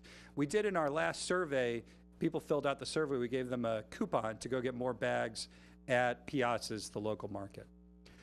So the last part is that there was still some confusion about what actually goes where. In our community meetings, people said, well, what do you do with this? What do you do with that? Where does it go? So by doing this project and trying to go from 3 carts to 2 carts, we actually made things a little bit more complicated because they're really actually trying to sort 4 different ways. So that didn't work as well as we would have hoped. So how did we do in the end here? Did the overall costs, were they reduced? No, it actually cost more to do this pilot. Did we increase diversion and recover more material? Yes, we absolutely did. We recovered, over 1,000 pounds every week from these residents, and we think we can actually do a lot better than that. Did we reduce greenhouse gas generation? Well, maybe. We didn't reduce it on the collection side, but collecting the materials actually has a big greenhouse gas reduction. Did we simplify the waste sorting for residents? Well, no, we didn't do that either. So what are we asking you guys in the end here? So this is what we found. What's the end of the story here? Well, naturally, we want to come back to you guys. And what we want to do is actually talk about a joint recommendation. So you might have seen me sitting over at the dais the other day talking about the energy compost facility. So it's a project that I'm working on as well. And you guys have asked us to look at composting on the Measure East site. So one of the things that we have to harmonize is what kind of project is going to materialize there, and how can we make sure that the collection system can balance that, can work with that. So we're looking at a combined recommendation for both composting on the Measure East site and also a residential food scrap collection.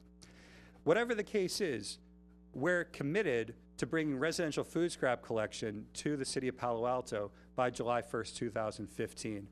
We believe that we need to get the standard up to the other Bay Area cities and that we can do it, there will be an impact to the ratepayers, but we believe that it's an important way to reach our zero waste and our diversion goals.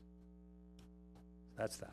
Great. Thank you very much for the presentation. I don't see any cards from members of the public, so I will There's no action, right? kick it. There's no action, but I assume this is meant for a chance for folks to ask questions and make comments. So Karen has already turned her mic on, so I'm going to go that route.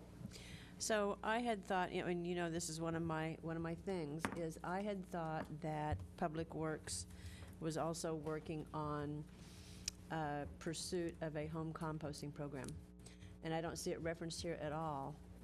And there's nothing more environmentally responsible than that. I think that was mentioned in staff. Okay, yeah, we did, you're right, we didn't put it in the presentation, but that is an important part of our program this year. We have a campaign we're calling to expand home composting. So what we're doing is we're doing more outreach, we're doing more classes, we're doing more training, and the main thing we're doing is we're giving away a bunch of home composter, actually the bins. And that is extremely popular, and because we've given them out at the Great Race and some of these other places, we're getting a lot of people at the next training signing up. So we think we're getting the word out. We think more people are going to be home composting, which is the best, situation. So that's an expansion. That's a campaign, we're calling it, that we're going to continue through the rest of this year. So just to add to that, and we agree completely that home composting is vitally important to the program. There are a couple limitations with home composting. You can't take like meats and cheeses and some other sort of more hardcore items that would ruin your compost at home. Some of the food soil paper might not work either. And there's just a limit to what residents are willing to do on their own. But completely agree with you, and as Ron said, it's a priority for us as a department to make sure that we can increase those numbers, because we would rather not have to haul the material either and pay for that. And lastly on that, and I've mentioned this before too, I think it really does need to be a campaign, a promotion, maybe a pilot area, something like that, because you need to have a focused attention to get people's attention. and to get it forwarded, and promoting, all kinds of advantages of what it is, environmental, you know, health for the plants, that they can put the compost on, all kinds of things. So there are a few things, as you note, that you can't put in home composting, but I'm not sure you'd want to put them in, the meats and cheeses. I'm not sure that those go in broader compost either. So We definitely would want those, actually. Please take them. That's the good stuff. A lot of nutrients or a lot of energy value in that.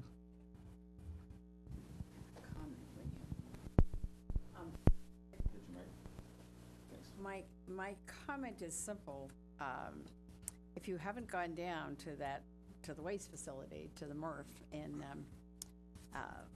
San Jose, it's so worth your time. It's worth taking kids. I think you have to make a reservation, as I recall, because it's very popular, especially with school kids. But it's phenomenal to watch it. And I don't remember all the stats on it. You might, but as I recall, almost nothing at the end of the process is not used. Am I correct? Yeah, they do. 90%, 95%?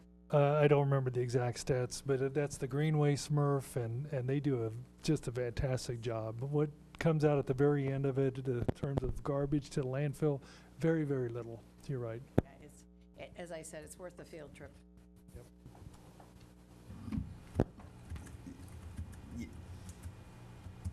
I'm ready when you are. Yeah, do it. Okay. Few things. First, the compostable bags. I've been under the understanding that there aren't really true biodegradable bags. So what's the story on these?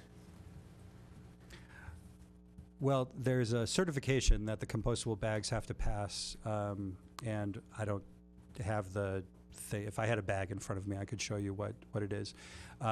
We've worked with our composters, and they're composting in these large industrial ag bag type of composters with the other food scraps like our commercial program is now, and they do tend to compost. There's a good study that San Jose was looking at to look at the impact of how compostable different plastics, and especially the cutlery, like the compostable plastic forks and to-go packages, things like that, how well they perform in conventional compost and also in dry anaerobic digestion. So these are these then like starch-based?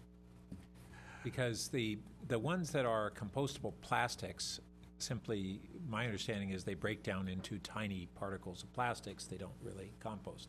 But on the other, like the forks and things, these are starch-based materials, and those would be. So okay, doesn't sound like we know all the details tonight, but that's something that remains a concern, to make sure that we don't have something that's labeled and we think we're doing something right and we're not. There are different unfortunate things in the marketplace where some people are marketing sort of biodegradable bags, but again, the bags that are compostable are certified by the U.S. Composting Council. Okay. So their composters have been working them around the country. Good. And then on the home composting, have we done any cost analysis that says if we subsidize home composting, say buy a home composter for everybody in the city, how soon does that pay for itself by us not having to pick up their compostable materials for free? No, we haven't done anything like that. We did buy, like I said, we bought 100 or so of these bins, and they were very popular and kind of went like hotcakes. But you're right, there is a payback. If they use it, there is a payback period in time. So. Yeah, I think we should know that, because how broadly we'll expand that program. If we think it's something we're subsidizing because it's a good progressive thing to do, that's one thing. If it's good and progressive and saves us money, that's another thing. Which kind of goes into one of your slides on this frequency that we didn't get some of the savings on the pickup because people were starting to put out their blue bins more often than they do now under the normal program. And part of why we don't put them out so often now is because we have oversized blue bins, because we don't pay for a blue bin. We shrink our black bin because we pay for that, and the blue bin and the green bin are free, so why wouldn't I just take a big one and I'll just give it to you when I feel like it? Yeah. So, unfortunately, or maybe this is part of what you're alluding to earlier, on the horizon, and what a lot of cities are doing is starting to say, well, can we really recycle or charge nothing for the recycling? We might not charge the same thing for recycling that we do for waste, but we may still have to put some expense to it. Maybe not even a full cost recovery at all. It's still just enough to have some behavior change where people say, I won't waste it because it's free. Because it really isn't free. It just hits them somewhere else. And then one of the things that when we look at the frequency at which we pick up, we not only have the greenhouse gas issues, but we have other environmental values. Garbage trucks are noisy. They're noisy sometimes before people would otherwise be waking up. And they have a lot of other pollutants. I mean, those things are big diesel trucks that are idling, and I don't know how many of ours are natural gas now. I think all the recycling trucks are natural gas, but the And other are the ones garbage ones as well? they're diesel. Okay, so we have some mixture. Yeah, there's a mixture. Yep, and it's great that they're natural gas, and so that would reduce the other pollutants, but it's still a factor. And then when we currently put things down the garbage disposal, we have water usage that goes into that. But then what also is essentially the economic impact on our wastewater treatment plant currently versus what will it be when we have a wet anaerobic digestion. My understanding is that once we have wet anaerobic, they'll actually want that material, whereas right now it's an expense. Is that roughly correct? Well, I would still, and I'll do my best to put on my Phil Boble hat here as best as I can, but we still, even with an anaerobic digester, which we don't have yet, which we hope to have within the next 5-6 years, it would still not be recommended to put material down the drain, food waste down the drain. It takes a lot of energy to run our secondary treatment, which is where we get a lot of that organic material out. There are other people who, people like InSinkErator who are in the business who would cite studies that show the difference. But in our estimation, our analysis of looking at the impact of the food going into the system, it is not beneficial to the treatment plant. Well, then, with that clarification, that adds to this consideration on home composting. So it's not only the cost of the hauling, it's the alternative cost of materials that don't get hauled but go down the drain. And there are costs associated with both the water and the treatment of it. And so I think when we get to a motion point, I'd like to add that as a future evaluation because I think that's pretty significant. And when we look at solving our problem, as Karen has been talking about this for a long time, solving our problem through this kind of program, and it's not a panacea, we now find out, then that further should make us look at, well, wait a minute, maybe there's a simpler way to go about a good chunk of this, not everything. I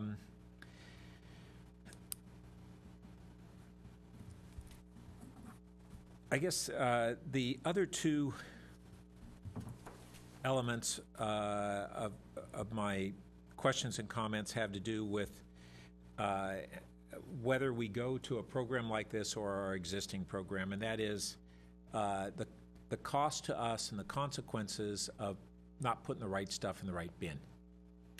And so in Green Meadow, did we look at kind of any feedback loop on additional education? And this is one of the things that I've felt for a long while is that I see people, we go downtown and special events and we put out recycling. It's not just our city, it's everywhere. It's a joke. I mean, you look inside of it and people really aren't doing the right thing. And one thing is, how do we segregate them? But the second thing is that we have complexity of what goes in them. And city to city, it varies. And so I learned one set of rules where I live, and I have a different set of rules where I work, and I can't keep it straight. I probably couldn't keep it straight very well, just one of the two, or many of us. But some people respond to images and graphics and others to words, and I have felt for a long time that we have to have really good communication on both, right on the bin. And then when we do put some of these things, lo and behold, it's the side of the bin that we turn against the wall. So it really needs to be at places so that people will necessarily be able to see or read what goes in there. And I think that the behavioral characteristics are that people will, if you allow them to think that what they're doing is ambiguous and they don't know what they'll do, that's an easy cop-out, and I'll just do the lazy thing. But if you really tell me I'm doing the wrong thing, I got to have this overt act to say, yes, I'm going to go do the wrong thing, and most people won't do that. But we've got to make it really clear, invest really hard in that form of communication, which is onto the bin in pictures and words on more than one side. And I'd love to see that on a pilot scale. What happens if we really do a better job of communicating? And what happens if we take a neighborhood and we don't do a citywide partial rollout of the composting? Let's also look at maybe a targeted neighborhood. And so I think those two things, if we're saying, okay, this didn't solve all our problems, what are some alternative ways that we could pilot things that may be more successful and have cost savings and environmental benefits at the same time? So those would be my recommendations. I know that some cities have gone into having penalties if folks don't put the right stuff in the right bin, and they'll either not pick it up or they'll charge them or whatever. I think we'd like that as a last resort, but somehow we need to, keep moving in the direction of better performance without driving up costs. Thanks. I didn't know if I'm you... sorry, I want to say one other thing. Yeah. Your presentations are great, and I hope that you're a trainer for other presenters, whether in Public Works or other departments. Thank you.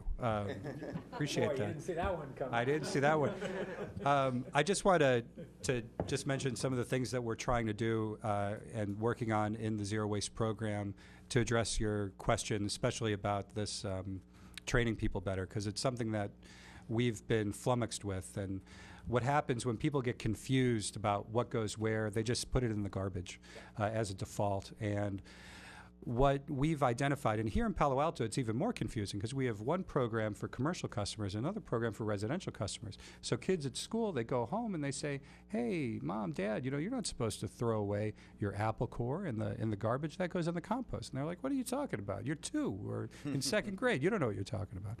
So one of the things, we're trying to make sure that our programs are harmonized, but also recognize that we live in the Bay Area where boundaries are very fluid. People live one place, they work in another. So to make sure that our programs are actually quite similar, not that we want to make sure that we do what's right for our city first, but that people, whether they're going in one place, they recognize, they say, okay, I have this kind of thing I can put in this bin, whether you're here or in San Mateo or in San Francisco or in Alameda, wherever. But lastly on that, one of the things that we're looking at is to create a culture of zero waste everywhere you go. So let's say you're going out to a restaurant on University Avenue, fast food place, and you have some food, some papers left over, and all you see is a trash can. That's it. And you don't know whether that material is getting stored in the back. It probably isn't, or what happens to it. So we're trying to create a culture, much like they have in San Francisco, actually, where everywhere you go, that people understand what the priorities are to reach zero waste, and that is up front and center, whether you're at home, whether you're at work, whether you're at a restaurant. And that's a priority for us in the program, and I'm hoping that we can try what you're talking about to make it really work and make it successful. Great. Karen? I concur with what Pat said about your presentation skills and the information, the way you present it and what you present. We're still awake. It's 10:30. Yeah, I know. Really, really good. So thank you. A couple of things. I only made one comment earlier, but a couple of things. The bags. You said there was $5 for, what'd you say, how many bags? 25? So I'm just wondering if people, like, they didn't like paying for them, so that means that they're going to use some other kind of bag? So kind of like three questions in this. You don't have to answer them now, but do people look at buying the recyclable bags as commensurate with an increased rate? What's the environmental impact, really, of the recyclable bags? And what's the environmental impact if people use other kinds of bags? Then we got more bags. I'm somebody I don't use bags for my garbage or anything else because I just think it's something else that we're creating to put in landfills. I don't use bags. So, and then compost.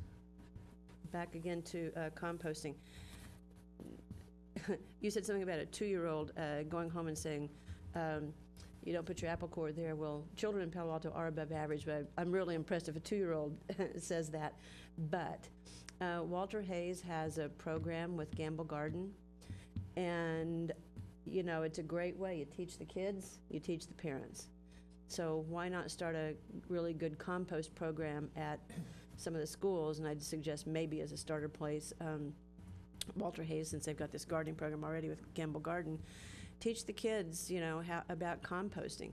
It's got everything. It's got worms. It's got, you know, if you do worm composting, of course, it's got, you know, gardening. It's got plants. It's got all of that stuff that kids love, and they will take that home.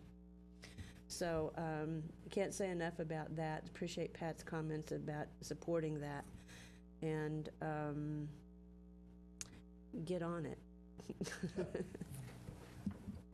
All right. Well, thank you guys very much. This was incredibly helpful.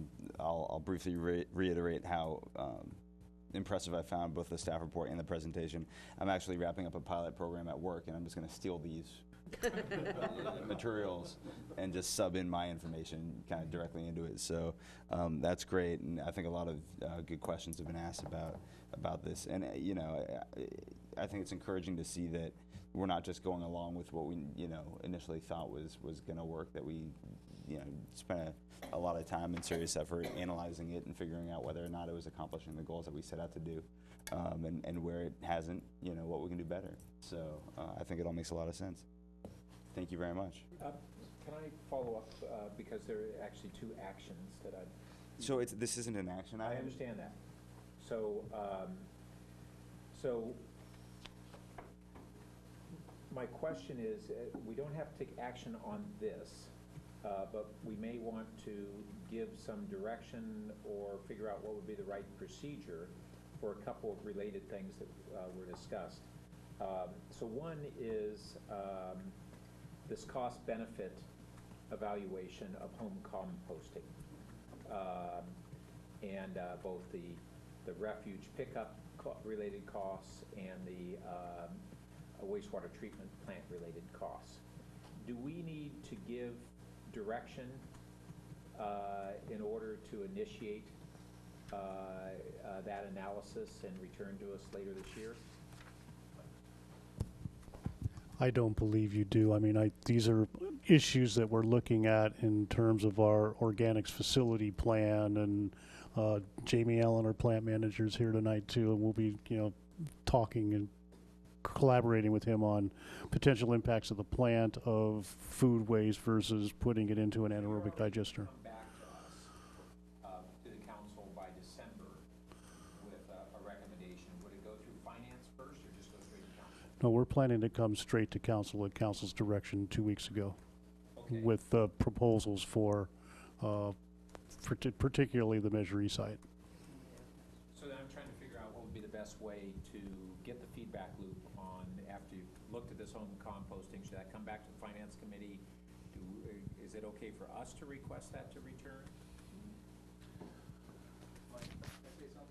In terms of food scraps, we're not going... Jamie Allen, manager of the Water Quality Control Plant. We're not going to advocate that large quantities of additional food scraps be sent down the drain. we can handle food scraps at the wastewater plant, but in terms of wastewater collection maintenance. That wasn't what I was saying. Okay, I thought you were wanting to do a cost benefit of. So it's the cost benefit of removing food scraps from either being picked up or going down the drain by if resulting from doing home composting. Oh, the reduced wastewater treatment cost. Right, reduce wastewater treatment costs, reduce hauling costs. Okay. And so if you give me $100 bin, how soon do you make that up? So maybe I could kind of give you the loop on this. We are going to go back with a joint recommendation in December for proposals on the Measure E site, as well as a residential. We're going to recommend a residential food scrap collection program. At that point, we can have in there an analysis on, with assumptions on that. Great. And then the other thing, you mentioned the restaurant scene downtown. This is something that I've seen. I go and we go to restaurants and where it's self-busing and there is no place to recycle. So we don't have a regulation that requires all these restaurants in our town to offer recycling. I'm trying to figure out what would be an appropriate process if this committee thinks that that's something that we're interested in pursuing. It's related to tonight's topic, but we don't have any action specified here. What would be the correct process if we wanted to initiate that? Do we have to go to a colleague's memo, or can we, probably if we're going to have a muni code requirement, maybe we do, huh? And it's pretty tangentially related to, I mean, if tonight was the residential two-car collection pilot, I think this is a bit of a deviation. It'll be a good colleague's memo. From that. It's tough to say without anybody from the city attorney's office here, but I'd be hesitant to move a motion like that tonight. From a staff perspective, we would be ecstatic if council was interested in pursuing any sort of requirements for commercial customers, whether it's recycling or composting. That would make our job and Green Waste job a lot easier. Do a memo. Okay. Great idea. Yeah, Okay. I think that's the cleanest route, Yeah. Okay. given the residential mentioned twice in this item. Clarification on what you're coming to council with in December, because what's in the presentation and what you just said was the residential food scrap collection program and a yard trimmings compost facility. What about the home composting? I really can't talk at this point. It's getting late. Well, I could envision doing what Council Member Burt requests, that we would have a short analysis with some assumptions. If we did roll out, if I'm hearing you correctly, if we did roll out free bins and other incentives, then what would be the cost benefit analysis? I think that's what we would do. We just have a section in the staff report is what I would think. And I would think it would need to be also, you need to identify a pilot area too, because that's how you're going to be able to measure the difference in collections, right? Yeah, we'd have to really kind of think about that one. There's people that are, from the pilot, there's a lot of people that are home composting out there now, so we'd have to kind of figure out what, we'd have to use the assumptions that we use our best estimates about who's composting out there now, what percentage. Maybe there's a simpler way, which is you'll know how many compost bins you gave away, and you'd be comparing those to the reduction in hauled materials. So you wouldn't care how many are already doing it. You just go compare those two. Yeah, that's something we could look into there. Yeah. Great. So with that, I believe.